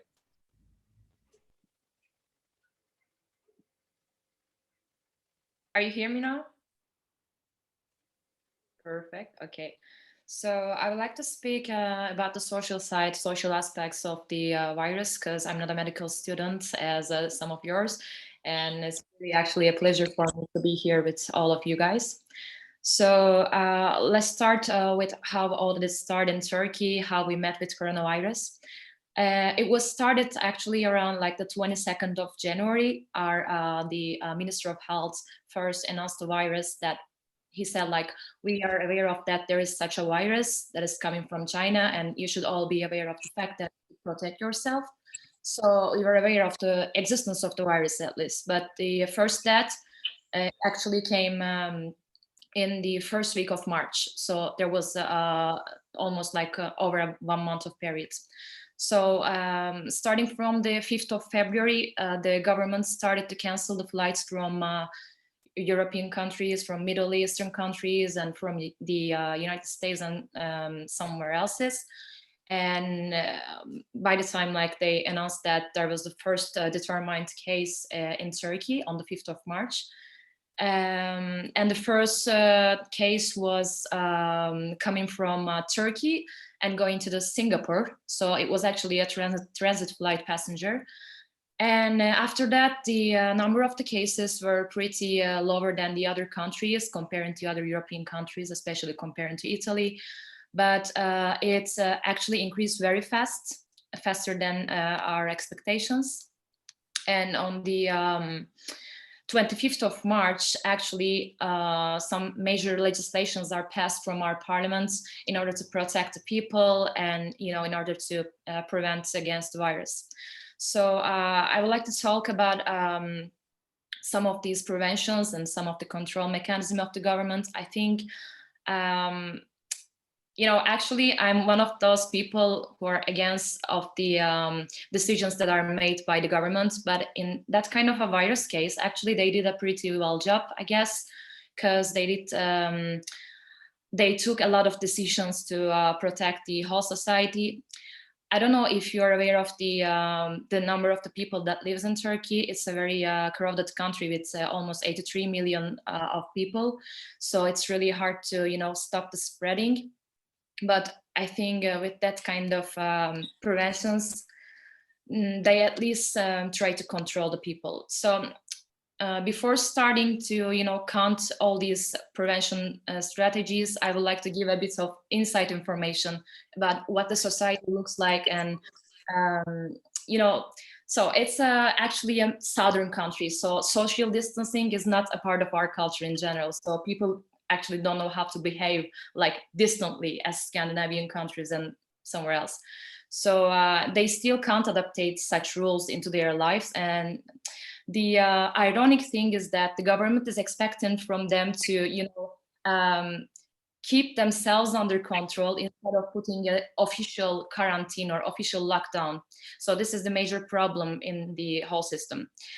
And of course, starting from the elder people, they don't care about such rules because they think like they are not getting infected by the virus because they are so strong, they eat so well, they eat meat and they eat everything so that they can protect themselves while they walk in the streets. So this is one of the major problems. And apart from that, I think the right now the major problem is that we have the education online, but given to the primary school students via the television, from one television channel. And it's of course not enough for all the students and all levels of students, you know. So I think this is a problem, and the content is not matching with all the school systems. This is one thing that the government is trying to solve. And the other things, like, of course, yeah, there are some things that the government does, such as like restricting the you know, like entertainment places, pubs, bars, restaurants, as every other country does, or, you know, like restricting the shopping hours and stuff like that. But it's not enough, in fact, like if there is no official quarantine, as Italy did. So I would like to talk about a bit of the negative sides so that we can be aware of the possible, you know, like possible conflicts, and we can actually think about our country is like one by one. So the thing is that there are a lot of cases, like a lot of stealing cases from the hospitals. This is also a problem. Like a lot of people that are going to the hospitals for regular checks, they were stealing masks, surgery tools, and, you know, all that things that the medical doctors actually can use. They were stealing them, and now the hospitals are in the need of such equipments. And they were actually fighting with the medical employees. Actually, this is a very serious thing. They were trying to attack them when they learned that they have to stay under quarantine in the hospitals. And the other issue is like there are a huge group of people that are coming from Umrah. I don't know if any of you heard about that. It's a religious trip that the Muslim people are going regularly every year. So there were a lot of people coming from Mecca, and they bring a lot of virus risk, let's say, so with them, because a lot of people were coughing in the airplanes, and they were like showing symptoms that is actually determined for the virus. And most of them are not being in quarantines. But after that, the government take the situation as a serious thing. So this was another problem. And another thing was the fake news on the social media, as Nicholas said before in his speech. And these speculations were actually affecting the minority communities in the country, because we have a multicultural country that have a lot of people from different ethnic roots. So as long as the anti-Semitist comments were being made about the virus, like the Israel is spreading the virus, and Jewish people is all responsible for that, and such comments were affecting the people. I think that was another interesting aspect of the social media. And apart from that, like what else? Like, okay, let's talk about a bit of positive sides. So the thing is that we have this system of supporting service for the elder people that are above 65 and living in the bigger cities. So these supporting groups are providing foods and shopping contents for the elders, so that they don't have to go out their houses and they don't have to shop by their own, so that they can stay in their places, let's say. And there are also some economic help packages that is also produced recently. It was also for the people who are in the need of buying stuff and they are out of money, since the workplaces are not working right now, most of them at least, and not all people have the freelance working access. And other things, yeah, all the hospitals are converted into public hospitals, regardless of their private or public status. So now everyone is actually working for the coronavirus thing. I don't know what else to say actually, but yeah, the thing is that there will be a lot of consequences at the end of this procedure, like the mental health problems, the social intolerance, the lack of understanding. These are all the possible consequences that will come after the all this virus issue will be solved. So I don't know, I think that's all from me, but if you have any specific questions regarding to Turkey's situation, I can take it and I can answer as much as I can. Thank you. Thank you. Thank you, Hande, for giving us the aspect from the other side of the Aegean Sea. And now, if you have any questions for Nicolas, Marcos, or Hande, you can ask now. Otherwise, we will move to the last bunch of speakers, and then we will have an open discussion as long as you wish. So, any questions? Dimitris, probably you have a question. Sorry, I joined now the discussion. I'm a bit late. No worries at all. If you have any question, you can tell it now. No, I will listen a bit. Okay. So let's move to the last bunch of speakers. Elodie, you have the floor to present them. Okay, so we basically have 3 speakers left. I will start with Artur Corazza. He's a trainee at the European Commission. He was the head of policy research. He was the head policy research officer at the European Student Think Tank until 2019, so last year. And he also was a student at the London School of Economics and Political Science. And he will give us his perspective on the economic effects the crisis has. Well, thanks a lot for the introduction, Elodie. As you said, I am calling you from Brussels. I'm not a trainee anymore. I'll be working at the Commission for the next 2 to 3 years, mostly also in DG Employment, Social Affairs, Inclusion. And let me just emphasize at the start, I'm here in a personal capacity. I'm not speaking for the Commission, and any opinion I have is my own.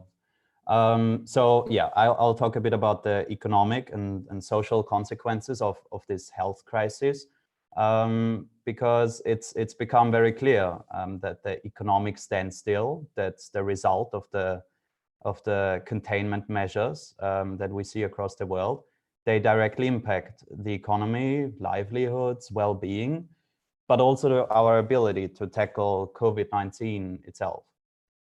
So this is an unfolding story. I think what we can do now here together is to bring some clarity and context to this discussion, and kind of equip ourselves with a critical eye for how this will evolve in the future, because it will accompany us. So to do that, I'll focus on three questions. First of all, what's going on economically and socially. Secondly, how are governments responding to this? And last but not least, what could that mean for the future? So to start with the question, what is actually going on? You've probably heard a lot of metaphors about the economic impact now, and I think the most accurate one that we hear in the media is the idea of the economy being a circular system that's perhaps compared to a blood system, where everyone's spending, any person's spending is another person's income. So what we experience now is a type of artificial coma that this circular system is being put into. So we see the closure, as you have for sure heard, of entire sectors, especially service sectors that are exposed to client contact, like gastronomy, construction sector also, but tourism industry and manufacturing. So it's quite diverse. And yeah, in the economist's language, that means we have not only a demand shock, like in the last financial crisis, where consumers start spending less, but we also have a supply shock where production is significantly being cut down. So in Italy now, with the new decree, we have about 70% of economic activities essentially being shut down instantly. So I think the metaphors you're hearing that seem very unprecedented, very drastic, they're actually quite on point.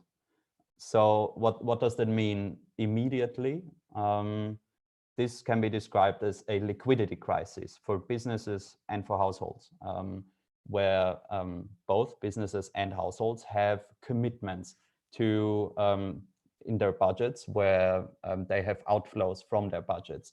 That means in practice, households need to continue spending money for rent, for groceries, and businesses also need to continue servicing loans, mortgages, also pre-existing orders, and of course, most importantly, the wages of workers. And at the same time, their inflows into their budgets are being cut off through this sudden stop. So there is the immediate risk of turnover of businesses being stopped through this halt in sort of consumption, but also for workers, there's an enormous risk of income losses. So this is sort of the immediate liquidity risk that can lead to bankruptcies of businesses and of households as well. I think an important question within that is who is actually affected, because not everyone's equally affected by this. We see that the risk of unemployment is enormously concentrated in blue-collar occupations, for example, where teleworking is just not an option. It is, as I said, very difficult at this point to make clear statements about the numbers, because they're really just about to come in a few weeks. We will know much more. But for example, the Public Employment Service of Austria, which is my home country, you could already see how there are also very sectorally concentrated effects of this. The other group is young people like us. In the literature, they write about the last in, first out principle. And that was something that was really in 2007-8, a big challenge for young people who were often on temporary contracts and sort of a marginal part of the workforce, who have the most insecure positions. So this is a big challenge, and I think there needs to be a lot of awareness from policymakers about the concentration of these effects. I think moving on, what that means as well is that the financial strain for households and these groups can be very concentrated, and wealth inequality has a huge interaction effect here. So one number that came out of The Guardian recently was how in the UK, 25% of adults have actually no savings, and 50% of young people in their 20s. So if you keep thinking about this concept of inflows and outflows in a household, wealth is a very important cushion that protects people's livelihoods. And I think last but not least, there's also a very concentrated effect on the risk of health conditions itself. So economic policy also interacts with the health policy to contain the spread. So yeah, certain occupations are likelier to keep being exposed to health risks. We have seen complaints across Europe of Amazon workers who are expected to maintain their productivity performance in factories despite the sort of protective equipment and the rules being in place. And also in Italy, there's a risk of a general strike. Maybe some here know more than me about this, but there is this very important interaction with health issues, that these groups are also less likely to get services. In the UK and in the US, we see a lot the problem of insurance gaps, but also I think pre-existing health conditions are a huge issue, because research shows that groups in low income brackets, they are more likely to have developed chronic health conditions, and at the same time develop them earlier, about 15 years on average earlier. So I think this is a very important point about the relevance of economic and social policy for the next month and years. So the longer term threat from this liquidity crisis that we're seeing now is that it develops into something deeper and longer, into a economic recession or depression that could last longer, and increases the risk of a debt crisis, so where bankruptcies become much more likely, a social crisis where younger generations have issues gaining equal opportunities to higher education, or also the health and psychological effects. And of course, what's also much discussed now amongst sort of economists is the risk of a banking crisis, that this lack of ability to pay can lead to people withdrawing funds from their banks, default rates for loans and mortgages going up. And this is a very acute threat also if this liquidity crisis cannot be managed properly. So now I give you sort of a very brief overview of what's happening right now, and also what would happen if no action were to be taken. But fortunately, we're seeing a lot of very outright action by governments. And this is the challenge, to provide the liquidity to households and to companies to avoid bankruptcies that could evolve into something even more severe. So I think in the discourse, we see actually quite a strong consensus for the fiscal policy response that we are seeing. For example, 40 high-profile economists at the Center for European Policy Research, they recently published a call for action to do whatever it takes.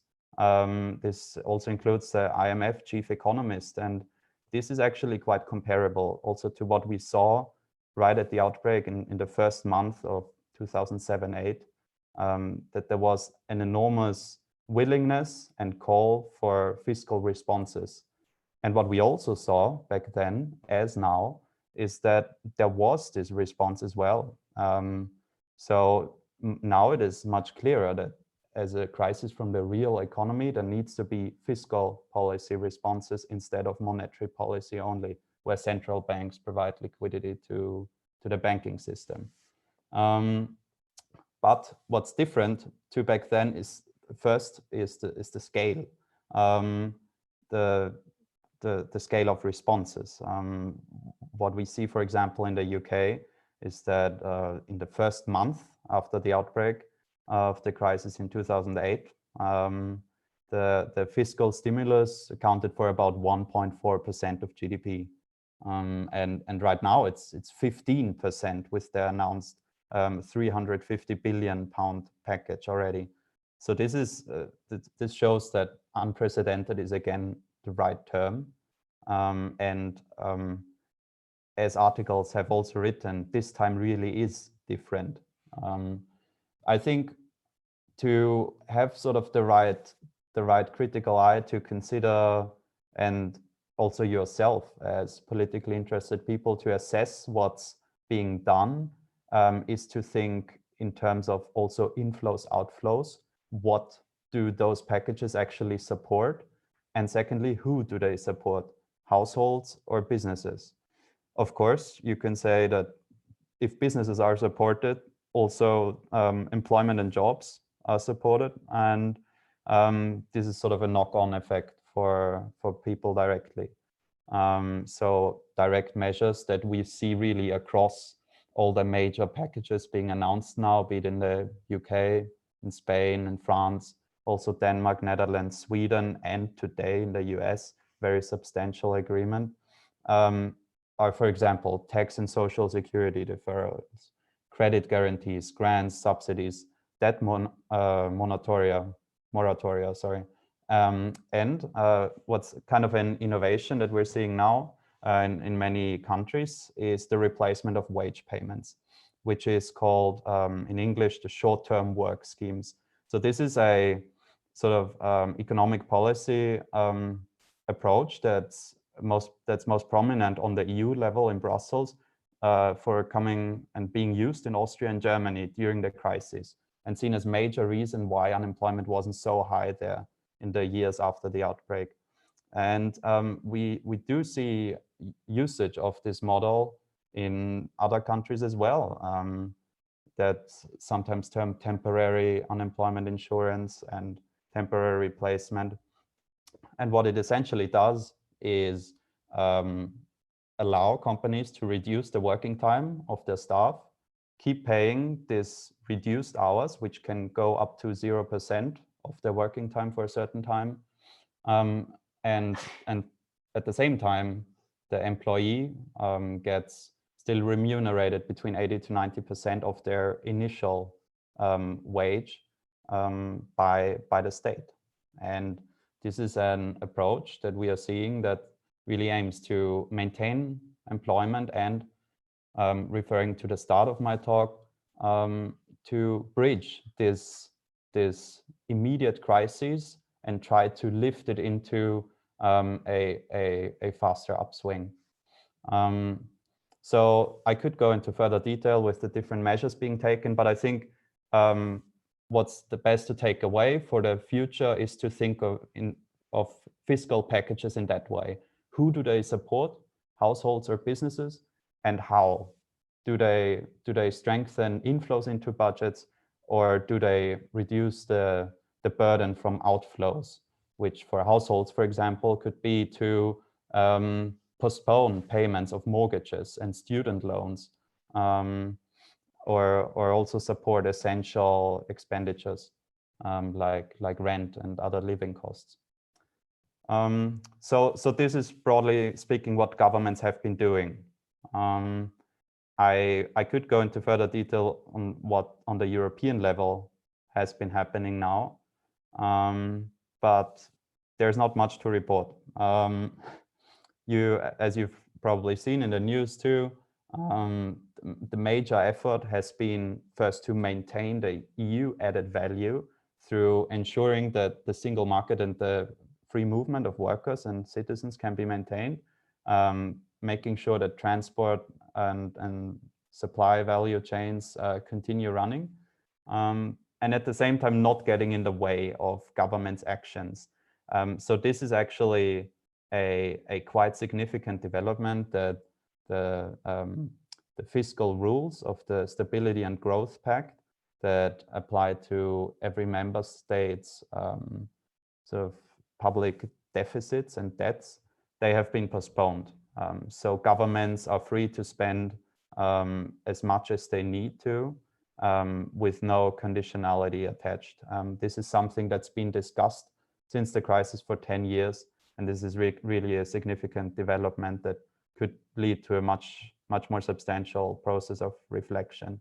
And complementary to that is also the temporary framework to sort of postpone state aid restrictions. And I think these are, if you want to sort of deal with the the constraints that the European framework has previously put on government's ability to respond to crises.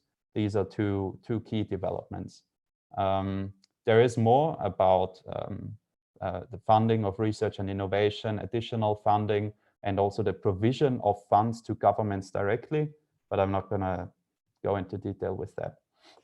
So finally, what I want to do is ask what does that mean for the next month and years as this develops. And I think it's not clear how steep, but it's clear that this recession is going to be very steep. For Germany, for example, there are estimates that GDP could be from 7 to 20% lower this year. It's clear that public deficits are going to increase. And yeah, it's really a big question how those responses are going to be maintained. So I think there are some sort of in future policy actions, as in current ones, there are going to be some trade-offs, some political tensions that's going to be very prominent in the debates. And those I want to bring to the front here to equip ourselves to have a critical eye on what's going to happen in the future. So I think the first one I just mentioned is the type and constellation of fiscal measures. What are they actually going to do? Is it enough to just announce in a high amount of an enormous fraction of GDP that goes into the economy, or does it actually make a difference? Who benefits? And this will be a result of ideas, of political constellations and negotiation. And I think it's very, very important to observe. Secondly, how are we going to pay for it? Also, as I mentioned before, in the first few months of the outbreak of the 2007-8 crisis, it was also a huge consensus across Europe and in the US that a fiscal response is needed. But still, for 10 years, we were fighting about austerity after that, because governments were forced and forced themselves, but within the European framework were also forced to implement restrictive budgetary measures. And I think there's a lot of awareness for the harm that this has caused, and search for alternative solutions. Monetary policy will play a big role in that, and we're seeing that in the US already. However, that's not fully comparable to the monetary system that the ECB is heading. I think the third sort of tension that we're going to observe is that maintaining the economy does have some contradictory relationship to securing public health too. I think the shift and the total return to normality that we see in China, that's also putting the public's health at risk. And I think while health is the top priority right now, as we move along this crisis, and it will last several months, if not years, before vaccination and proper treatment are found, this could be a much more visible tension. And last but not least, something I also mentioned, I think there's a big question about how the European Union is going to come out of this.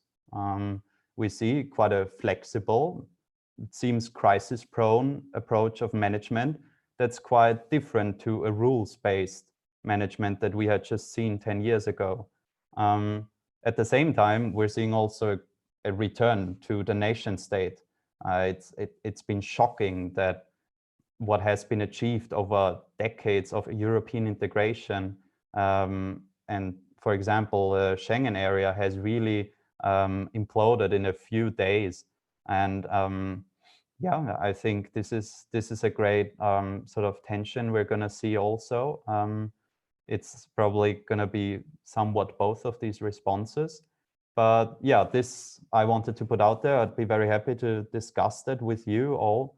And yeah, thanks again for having me on here. And yeah, I look forward to hearing any questions or further personal stories too. Thanks. Thank you, Arthur, for your insights. I think it's so interesting because you I don't know, you spoke about so many different things. So that's great. I just saw on WhatsApp that there are some people who have questions. So normally we would put the questions at the end, but I thought if you have questions, you can just ask them now before you forget them.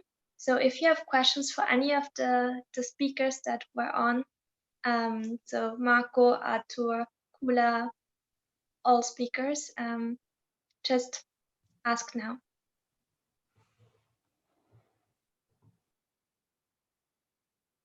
I've got one question for, I think it's Valeria, that was from Ukraine, talking about the neonates. I was just going to ask about the impact of breastfeeding and bonding of mom and the child and the neonate, because if the mom has coronavirus and the child is distancing from the mother, and what do you think that might cause in the future in terms of breastfeeding, because we know breastfeeding is really important? I think that is not discovered yet. In that perspective, scientific work, as I found in Wuhan, China, they tell that the infected child by COVID-19 was after 36 hours after birth. So I think that it could caused by a breastfeeding factor. So I think that yes, this is some kind of risk factors for the newborn babies as breastfeeding, but I'm not sure yet if it could be as impact in the future. So in Ukraine, we have no such scientific work about the coronavirus and the breastfeeding. So I think that it's just like a good idea. Thank you very much for this. Maybe in future I will tell you some interesting facts about the breastfeeding and coronavirus, but for now I have no answers for this. So sorry. Thank you so much for the question. I can add actually, like in the official site of WHO, you can find information that they said about like breastfeeding. If a mother with COVID-19 feeling fine and feeling that she want to feed and she can like do it like in mask, she can do it. So without like a restriction. But also nobody knows about like what be next and result because like we don't have our research. Thank you. Have you any question, guys? If you want, just ask.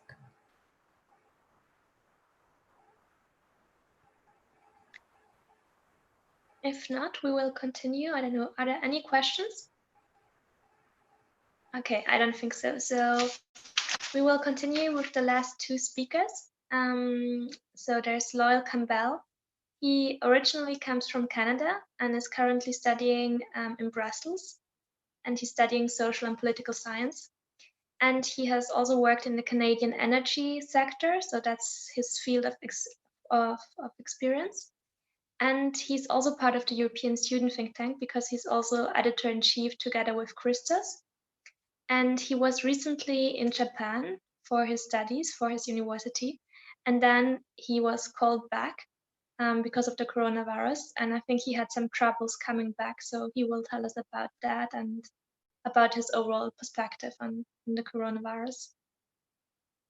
Hello, everyone. Thank you for the nice introduction there, Elodie. I'll carry on with my story about transiting back from Japan, but I wanted to pick up on a note mentioned from the previous speaker about countries returning to their own national interests, and I really wanted to emphasize something that I find quite.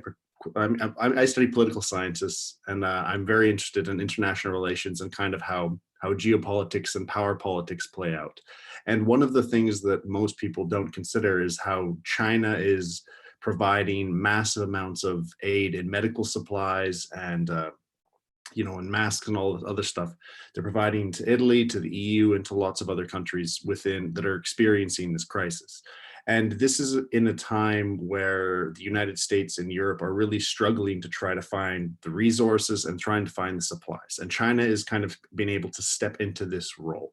And while this is a really, really important role to be filled in the middle of a crisis, it's something that that has implications for international relations and the international kind of balance of power, if you would, because China is a country that, while it is playing an important role at the moment, these kind of gifts always comes with strings, and this is something that that people will have to bear in mind as these vital medical supplies are delivered.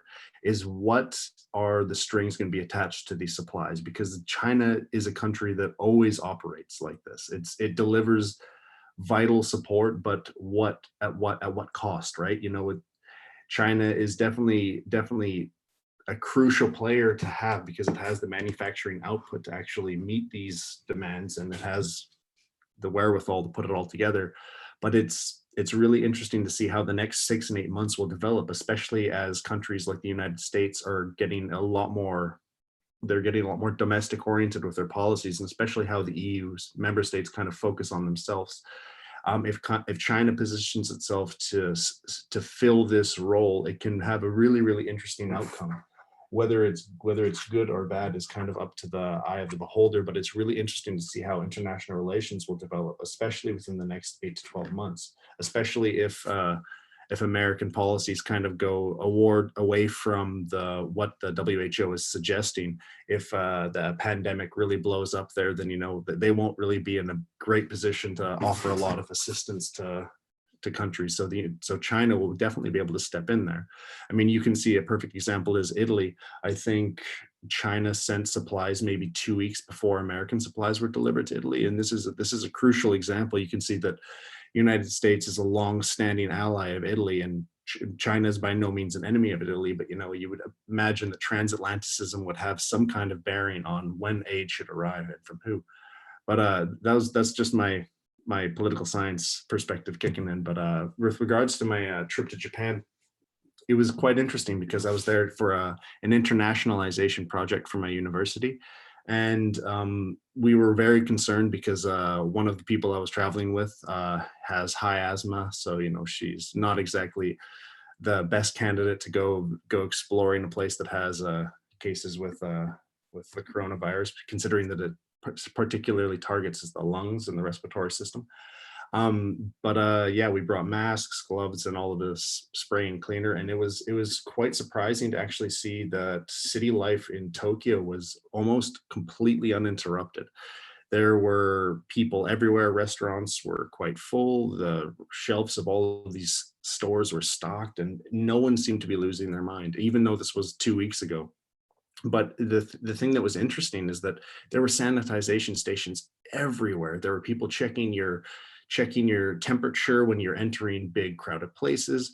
They had times controlling the malls, and all of these these simple preventive measures seemed to be implemented quite early on, and they didn't have any need for social distancing.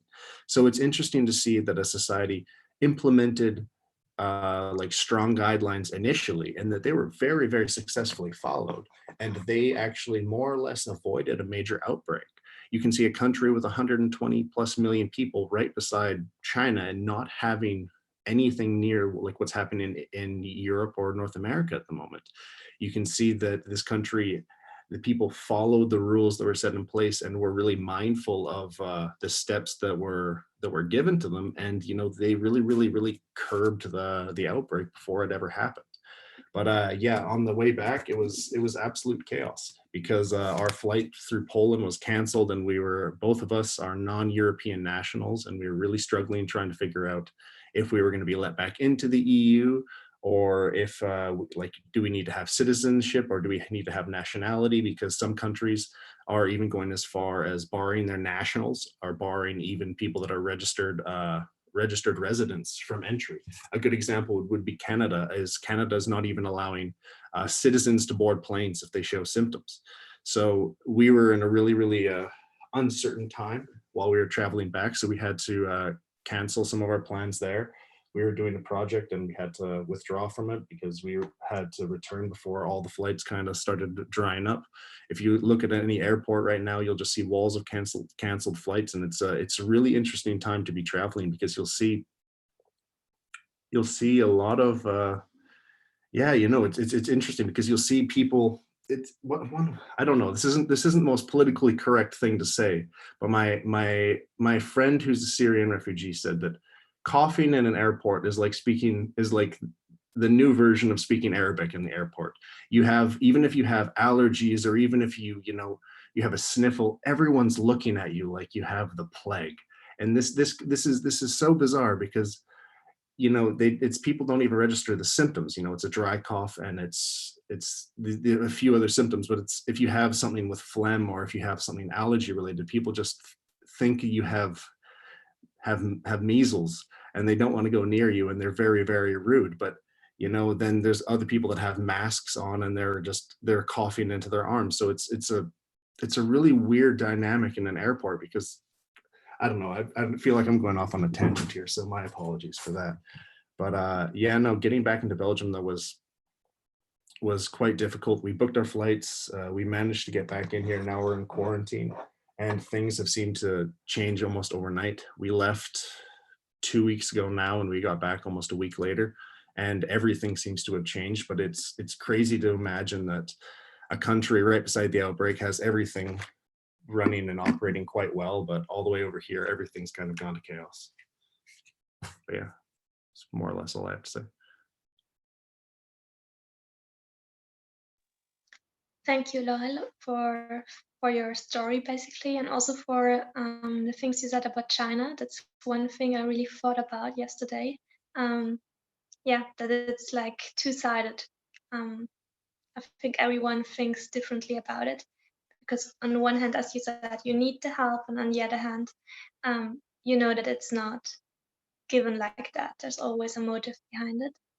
So yeah, thank you. Our last speaker will be Jose. He's a student from Spain, and he's basically stuck in Poland, or trapped in Poland, I would say, because he wanted to do an exchange semester with Erasmus, and I think he couldn't really manage to come back to Spain, but he will tell us more about it himself. So I leave you the floor, Jose. Thank you so much. I don't know if you can see me. So yes, I will try to be well, and I will be very concise, since the situation in Erasmus right now. I will try to talk about my situation, and I think what's like the situation of every Erasmus student right now, because we are all in a very similar situation. There is a lot of uncertainty, and that's why I'm going to be very concise, because we don't know many things about what's going to be our future, about what are we going to do with our academical year, because we still need to finish. We still need to, because I'm fifth year medical student, and I still need to finish my last semester of this fifth year. I still have to finish like 3 or 4 subjects, and there is a lot of we have been receiving a lot of emails by our coordinators, and but they are not really sure about how is this going to be working out in the end. We don't know if we are going to be able to return to our countries. There is some students that have taken the decision by themselves, and they have returned home. But in my situation, I thought it was going to be much better to stay here, since the situation in Spain is really not so good. And I've talked to my family, and they're okay with this, and they think it's better for me to stay here. And I'm trying to talk with my coordinator in order to finish my academical year, but they don't know much. They are just saying that we will be doing things by e-learning, but then we also need to finish our practices in hospital. And like, since the situation is almost the same in the whole Europe, like, I think my coordinator from Spain will understand and will try to help me to get all these credits, and will try to help my other colleagues. And finally, well, we don't know how it's going to be, and I also don't know when will I be able to return, I'm still like I'm okay with the decision I took of staying for the moment until they say, okay, you have nothing to do here. You can look for the way to come back. But since you know, there was one day like 2 weeks ago in which you know, I live in a students' dormitories here in Warsaw, in Poland, the capital, where we all imploded into because we and emotionally because there was like a lot of uncertainty of you know, we live together with Polish division students, and they were saying that well, we used to live with them because they have like told them to go out of the dorms, and they all have gone out of the dorms, so they have been kicked out in order to like, because our building, our dormitories is divided into a block for English division students and a block for Polish students division. So the Polish student division students can go to their houses here, it's easier, and it would be cruel to kick out people that are not from the country. So they are letting us stay here, but the Polish block is going to be like, if the situation goes worse in Poland, they're going to use it in order for possible you know, to isolate people with coronavirus. So it's just a preventive measure, and still we still have no people with coronavirus next to us, but it's also a possibility. And you know, when we knew about this, we were all like, oh my god, we need to return, you know. And also that they were saying that they were going to close the borders, and in the next day they did. But there are still some flights that can go back to our country, and we have been told to contact our embassies, and they are organizing some flights to come back. But you know, no one knows if it is a good decision or not, and I'm no one also to like judge anyone's behavior. But for the moment, in my case, I will wait until the situation normalizes more and stabilizes, because I think I can stay here. You know, there's not, we are more like, we are less and less people here because they are taking the decision to go back to their countries, but we can stay here together, and we are fine mentally, and we are, you know, trying to keep our cool. And but there's also people from Erasmus that live in flats, and they are alone with Polish people that they don't know so much. And I think these people really are the ones who are having more trouble with all this situation, because they will probably feel more alone. And yes, in these students' dorms we are fine, but you know, regarding, again, coming back to this Erasmus situation, I think all the institutions will try to be as reasonable as possible with us and trying to help us. You know, as I said before, we've been receiving a lot of emails, and they are trying to help, but no one knows what this situation will turn out in the future. So yeah, that's all from my point, and thank you so much for having me here. Thank you so much for your insights. I think now we have the time for an open discussion. So basically, if you have any questions to anyone, or if you want to leave a statement, a remark, or if you just want to debate some other things that haven't been mentioned yet, it's the time to do it. I have a few questions. May I go ahead, please? Of course. Yeah. So before I begin, I want to thank all of the panelists who've come and shared their very valuable insight. Of course, as with any pandemic or a global crisis, information is valuable, and as is the perspective from many people. And unfortunately, right now, what we're looking at is a lack of perspective. You see, before this became a global pandemic, the WHO and other countries all thought that they had it under control.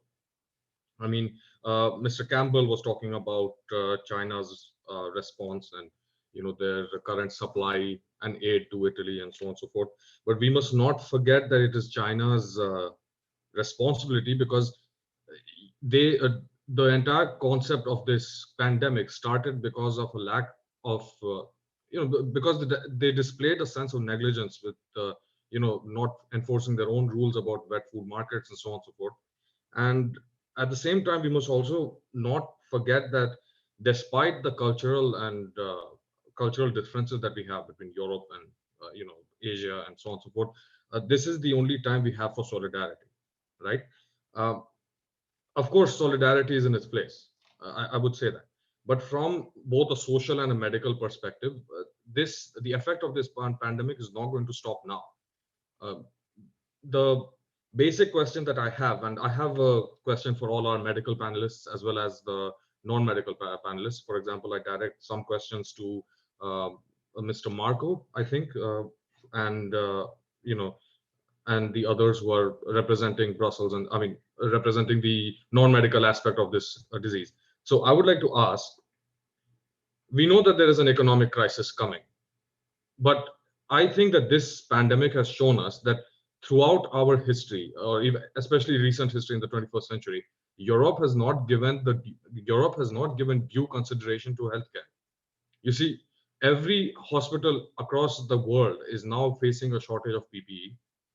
Personal protective gear is the basic. It's one of the most, is the bare minimum of what doctors require to do their jobs. So, for example, we have armed forces that are ready with missile systems and so on and so forth. I mean, earlier last week, there was no suspension or defense trade, for example. So I would like to ask that in addition to the economic and the social implications, I think that this is now the time to start realizing that healthcare is one of the most fundamental rights that Europe needs to focus on. And I would like the perspective of everybody on this panel based on that. The other question that I would like to ask, of course, is on behalf of medical education. We know that a lot of us are on lockdown now. I'm from Bulgaria. I study at MU Pleven. We had my colleagues from MU Varna speak about the distance learning program. Unfortunately, I would like to disagree. You see, we cannot learn, medicine cannot be learned only through distance learning. We need to go out there and treat patients or help at least in doing something. You see, the problem here is that other diseases are not on hold while COVID-19 is being spread here.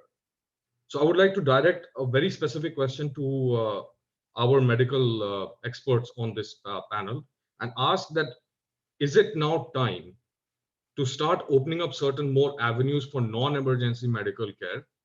And should there be a greater mobilization of medical students so that we can go back and do our jobs? Because our education, not just is our education on the line, we can't just rely on distance learning to study, right? Also, our ability to become future doctors is at stake, and we don't know how long this crisis is going to last. So would it be fair to start, and to go back to work? I would like to direct this question to Dr. Christo, Dr. Christo, who is from Scotland, and I would like to get her perspective on this because she has been working for the European Code Against Cancer, for example. Hi, so I'm not a doctor yet, maybe next month, who knows? I'm a final year medical student.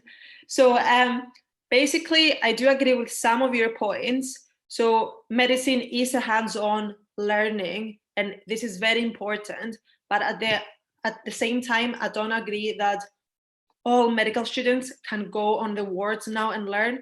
First, second, third year medical students, I don't know how other programs work, but at this time, different programs work differently, and having medical students that didn't have the actual training on the ward can actually harm patients in some way if they don't know what they're doing. And also, just because of the shortage of staff that that every hospital has, and the doctors might not have the time to actually supervise all the students and help with their teaching at the same time. So you might be on the ward and wanting to help, but actually you might not be able to do many stuff, a lot of different things.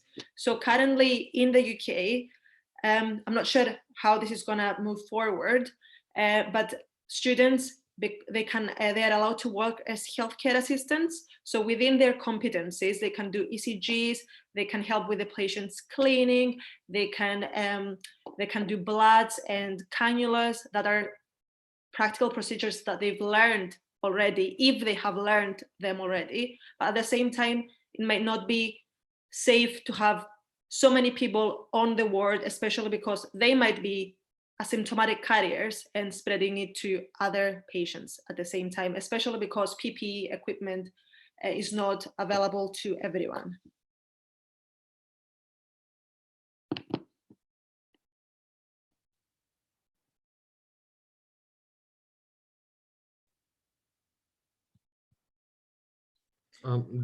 Thank you. I will still call you Dr. Christo, if that is okay. I mean, you're closer to becoming a doctor than I am. In response to that, yes, I understand that not all medical students are on the same competency. I understand that, but within competency, I think, especially when it comes to, long-term care like cancer, for example, a lot of patients are not being given the chemotherapy that they urgently require simply because we are all our resources are going towards fighting COVID-19. The other question that I wanted to ask was, and this is a question directed to Dr. Matyashova, Dr. Danichenko, and Dr. Christo as well, and Dr. Smaranda, if that's possible. The lack of PPE and the exposure of medical staff to COVID-19 without the adequate gear increases the risk for this pandemic to continue. So, for example, every doctor who is exposed is actually a patient in waiting, essentially, and the increased risk for this is, for example, if a doctor is going to fall sick, there are two aspects to this. So first, he becomes a patient, he or she becomes a patient. Second is that there is one less doctor working in the healthcare force. So in addition to this, I think that the manufacturing and the supply of PPE should be made a greater priority than it is being done now. So for example, the governments are still focusing on testing kits. They are trying to look at new ways of doing testing and things like that, and enforcing more quarantine. And then there is a very large conversation about economics, which I don't think that we can afford right now. Of course, there's the economic imperative. Of course, there is no two ways about it. We are too inextricably linked with economics. But I think that, especially with the case of Ukraine, where Dr. Matyashova just stated that there is a lack of PPE, I think that is itself an increased risk factor for pandemics. So I think that all governments should try to get at least doctors out of the way so that there is a lower risk for them to become patients in waiting as well. So in addition to that, I would just like your perspectives on this. Please feel free to make a statement. I'm just going to mute myself now.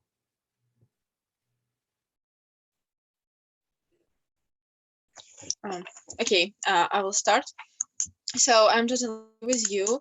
Yeah, it's can share like the epidemic, for example, like what I see in Ukraine.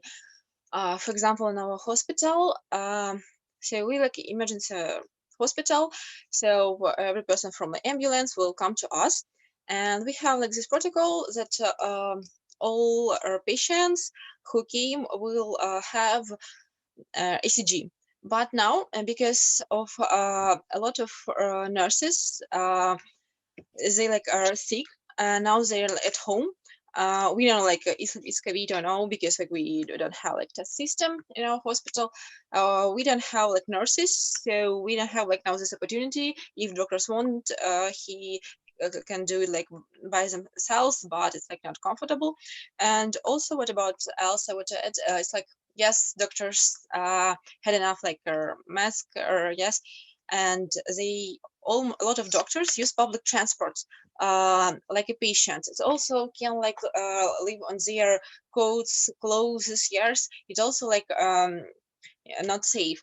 So we need to make it like more like to do like something. I think like if hospital can like made like or some transport for their workers, like make at least some protection. It would like really help. So that's all. Hi, I totally agree with you. So at the moment, I think across the world, we have a shortage of PPE. For example, here in Romania, we also have a lack of masks, gloves, protective safety face shields, and so on. We already have hospitals that are locked down because the medical staff got infected, like dozens of doctors and assistants and so on. So for sure, that's a big problem right now. It happened already in China, it happened in Italy, and it's going to happen because from my point of view, with the current situation where the most countries are in quarantine and people are not allowed to go out, and most of the people stay most of the time in their houses, we as doctors, we are the principal vector of the virus. So we may not know that we have it. We are asymptomatic. We take it from one patient and give it to the other. So it's a real problem. And we are already struggling with that. As I told you, we are shutting hospital down. We are opening others. So it's a little bit messy. But I hope that in the next weeks, like governments will do something around the world to start giving us the PPE, because as you said before regarding the students here in Romania, in the case that we don't have enough medical personnel, we are going to call the medical students from the last year, because we are trained enough to do maybe not treating COVID-19, but maybe treating the other pathologies, because those people, those patients need their care. So we, the medical students here, are trained enough to take care of this patient. But I think this depends on each medical system in each country and how it's regulated by law, because here in Romania, we are allowed to do a lot of practical things. So for us, the personnel, it's not a problem, but the PPE is a real problem. And I hope that in the future is going to be okay. For example, the medical students had a brilliant initiative with a startup, and they started producing face shields and protective masks and so on. So people are trying to find a solution, but for sure, if we do not give to the medical staff the PPE, we are going to spread the infection, and that is going to be a problem. That's all. I want to finish all that answering for your question, Aparajaya.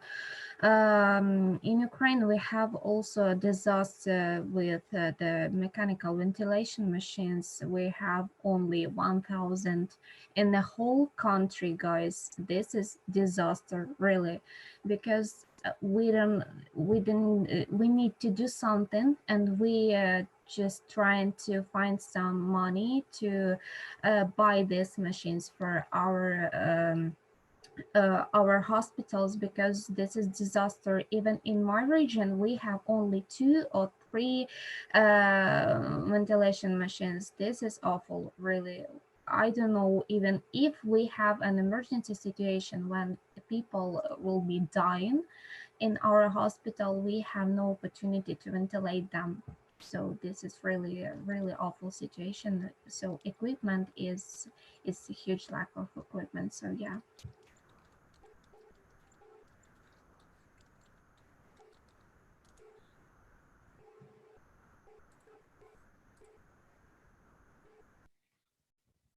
I have just one final, like a point of consideration that I wanted to make, and this will be my last. We were discussing about the economic impacts and vulnerable populations. So we know that the basic vulnerable population in regards to COVID-19 is anybody with a chronic disease or somebody who's over the age of 65. Those are known factors. In Europe right now, there are a lot of refugees who have come from war zones across the Middle East, Africa, and so on and so forth. There are reports that state that there is a suspension of all legal activities related to the refugee crisis. There are refugee camps all across Europe in various states.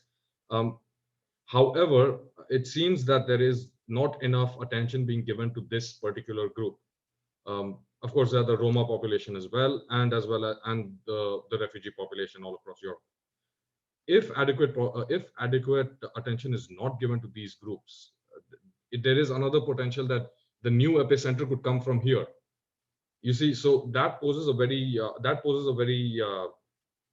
an ethical question, for example, as to should Europe prioritize treatment for citizens first, because we know that there is a lack of resources, or should Europe try to have as equitable distribution of healthcare resources as possible? And so at this point, does that, that is a point of consideration that I would like to raise, and I would like to ask everybody's opinion on this, if possible.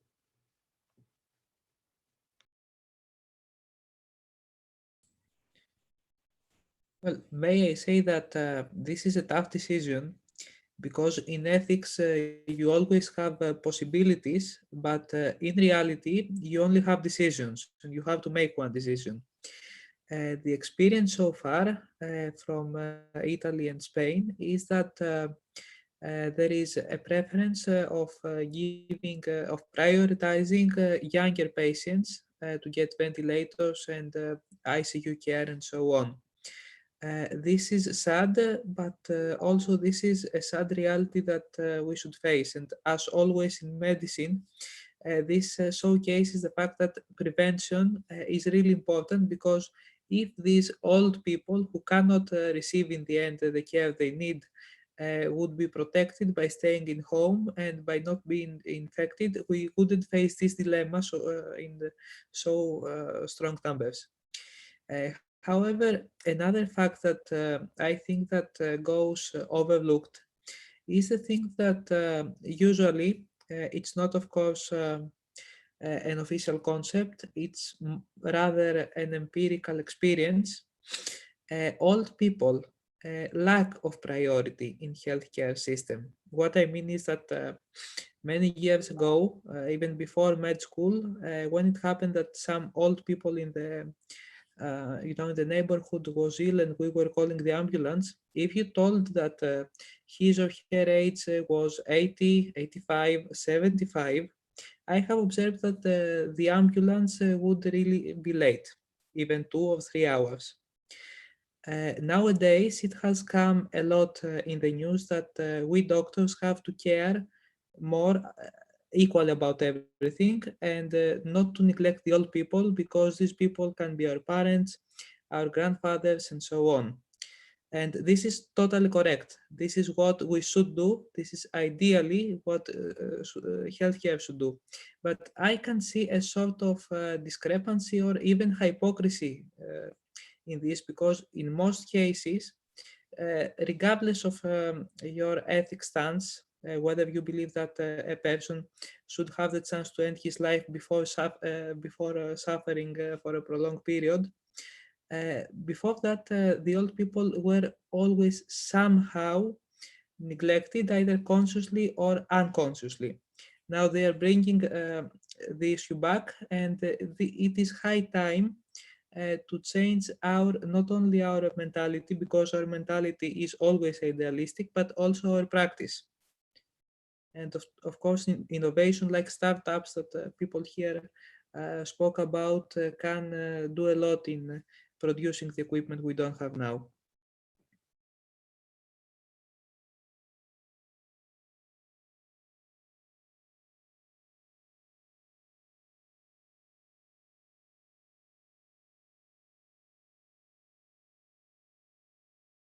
I just want to add that I was on the Scottish website, and they have a section about refugees and asylum seekers, and in terms of coronavirus and testing, and it just kind of clears out that it's free, and everybody that has symptoms, they can get tested and just be treated as a normal citizen even now.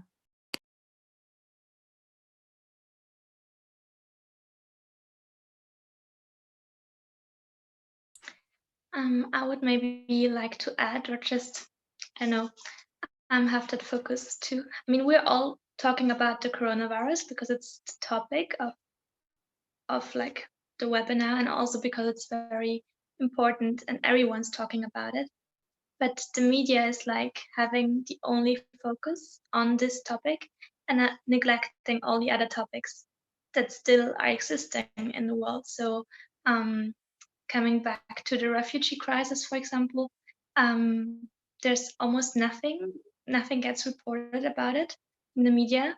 Still, there are many people who really need help and don't get it because now all the focus, all the attention is on the coronavirus.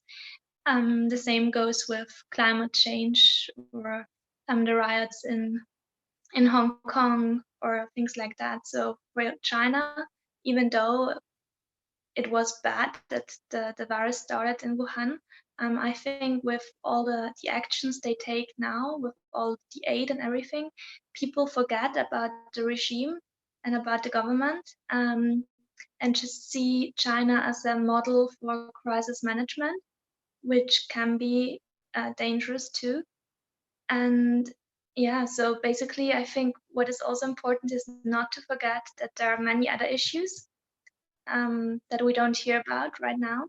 And I think if we forget that, and if we have if our only focus is on the coronavirus, then I think, for example, Hungary with Viktor Orban really shows what can happen, because in Hungary they're passing a law, or they want to pass a law, which allows Viktor Orban basically and the government to do whatever they want without control, as long as the emergency situation continues, and they are deciding whenever it will end. So basically, they have all the power for as long as they wish, and people don't really care right now because they're so preoccupied with the virus and with all those fears that they really forget about basically the civil rights, and that all of this must be temporary, and that it can continue like that forever. So I just wanted to maybe make that statement too. No, this is a very good point, and actually, if you move this in the medical field, you will understand that many cases of other diseases rather than coronavirus get missed. For example, I can have an angina, and angina is a pain in the chest for some weeks, but I'm afraid to go to the doctor or the hospital, or even the doctor will tell to me, okay, probably this thing can be of an infection, so please stay home. And this angina can become an infection in the next few days, and I can die from this. And other infections are also get neglected. And you know that I and Kula and Krasimir are in the European Code Against Cancer. And in terms of people with cancer or people who need to get screened for cancer, this delay can be devastating. If you take a screening test 2 or 3 months after this moment, it is okay. Let's say that it is okay, but in fact, you have so many people that need to be checked up. So if I had the appointment now, it won't be after 3 months or when the quarantine ends, it will be after 6 or 7 or 8 months. And if I have an aggressive neoplasmatic disease, an aggressive cancer, this will cause metastasis and will really change my prognosis and namely my life expectancy. So the manner we neglect anything else in medicine and in everyday life in order to focus on coronavirus is also something that we should keep in mind and address. Good. Let me maybe also jump in for a second, since we were also starting out with this question about European action and the refugee camps and in particular and other vulnerable groups. I think it's an enormously important question to ask. And for me, I mean, the answer is clear that, of course, support needs to be strongest where the risks of the spread are also the highest, and the risks of fatalities are the highest. I think, yeah, this goes back to the end of my talk, showing how this can politically and in terms of like policy measures develop in both ways. That from a European perspective, this can be an enormous opportunity to show that European solidarity is not just is not just a value and a term that's ascribed and put in on top of the treaties, but there's actually something that's lived. And there is a civil protection mechanism, for example, and also the political willingness from the very high level of the European Commission that's tried to put, for example, the refugee crisis to the center of attention. And this was literally 1 or 2 weeks before the acceleration of the spread. So I think there is all this awareness, and the same applies to the provision of medical equipments that's maybe been delivered from outside. And this is an opportunity to support member states who I think should be emphasized are having the competence about health policy to take action on that. I think that's something we must also be very aware of the risk of political scapegoating in all of this. And that's something I've come across also much too often, is how there's finger pointing starts already. And yeah, this development gives momentum also to skeptical movements of globalization, but also what globalization stands for in practice, and that's the European Union. So this is both an opportunity for the EU, and I think also to undergo more substantial reflections about its institutional framework. And I think there are organizational changes happening, thinking about the European Monetary Union or state aid rules, as I mentioned before, that will feed into a longer process. But yeah, at the same time, we see how there is the risk of everyone retreating to national interests.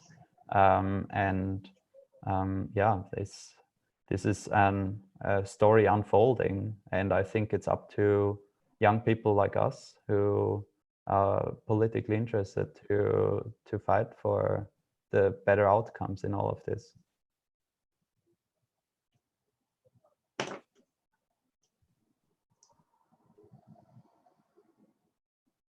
May I?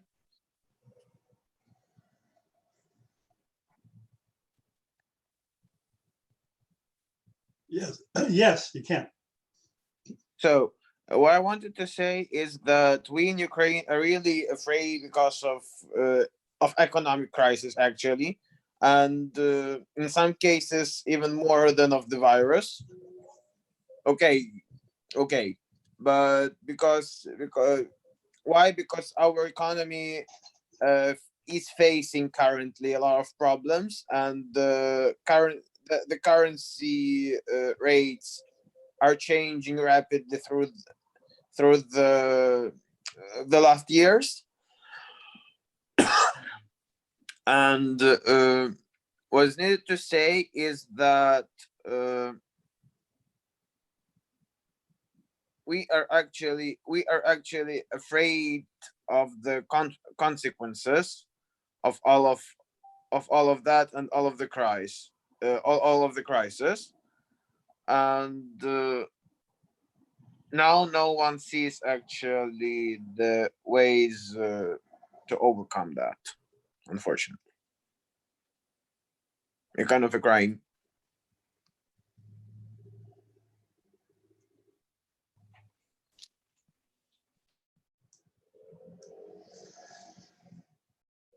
Christos, are you there?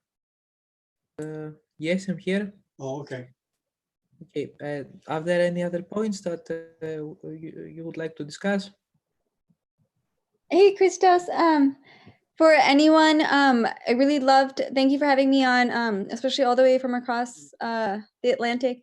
Really loved hearing what everyone had to say. Again, would love if anyone was interested in using the hashtag Students Against COVID. We really want to help further break apart these silos and bring people together, especially to help find each other.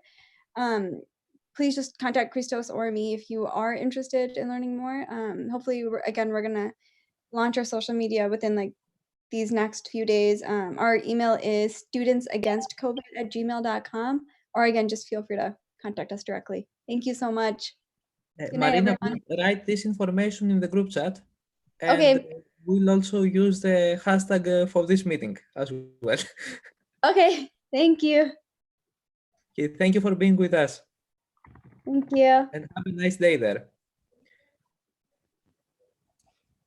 For the rest of us, I think, except John, it is night, isn't it? No, right here it's the afternoon. I'd like to thank all you guys. Very intelligent discussion, really well directed, and you said some really good stuff that makes me want to think. You know, as an older physician, of course, you know, you kind of want to get away from medicine, live your life, but really the way that things are unfolding, it seems that a lot of physicians probably will be pressed back into service if needed, and it may even extend into residents and students helping and whatever. But the strange thing is we might come through this with better relations from the whole world if we can get through this and pull together and work together. And part of working together is education, as you guys are doing. Education is so important, and we should be leaders in the medical community. We should be leaders about education and finding sources of education like you guys are doing, and pointing at places of education for other people. So I thank all you guys for coming out. Excellent, excellent discussions. You want to close it up, Christos? Yes, I think that we all agree that it's late and we need to rest. Of course, the discussion goes up in the group chat and in any other form of collaboration under the Students Against Coronavirus you want in the next few days. So thank you all for being with us today and tonight, and for making this discussion really special. I really enjoyed all the spectrum of opinions and facts that we had the chance to listen.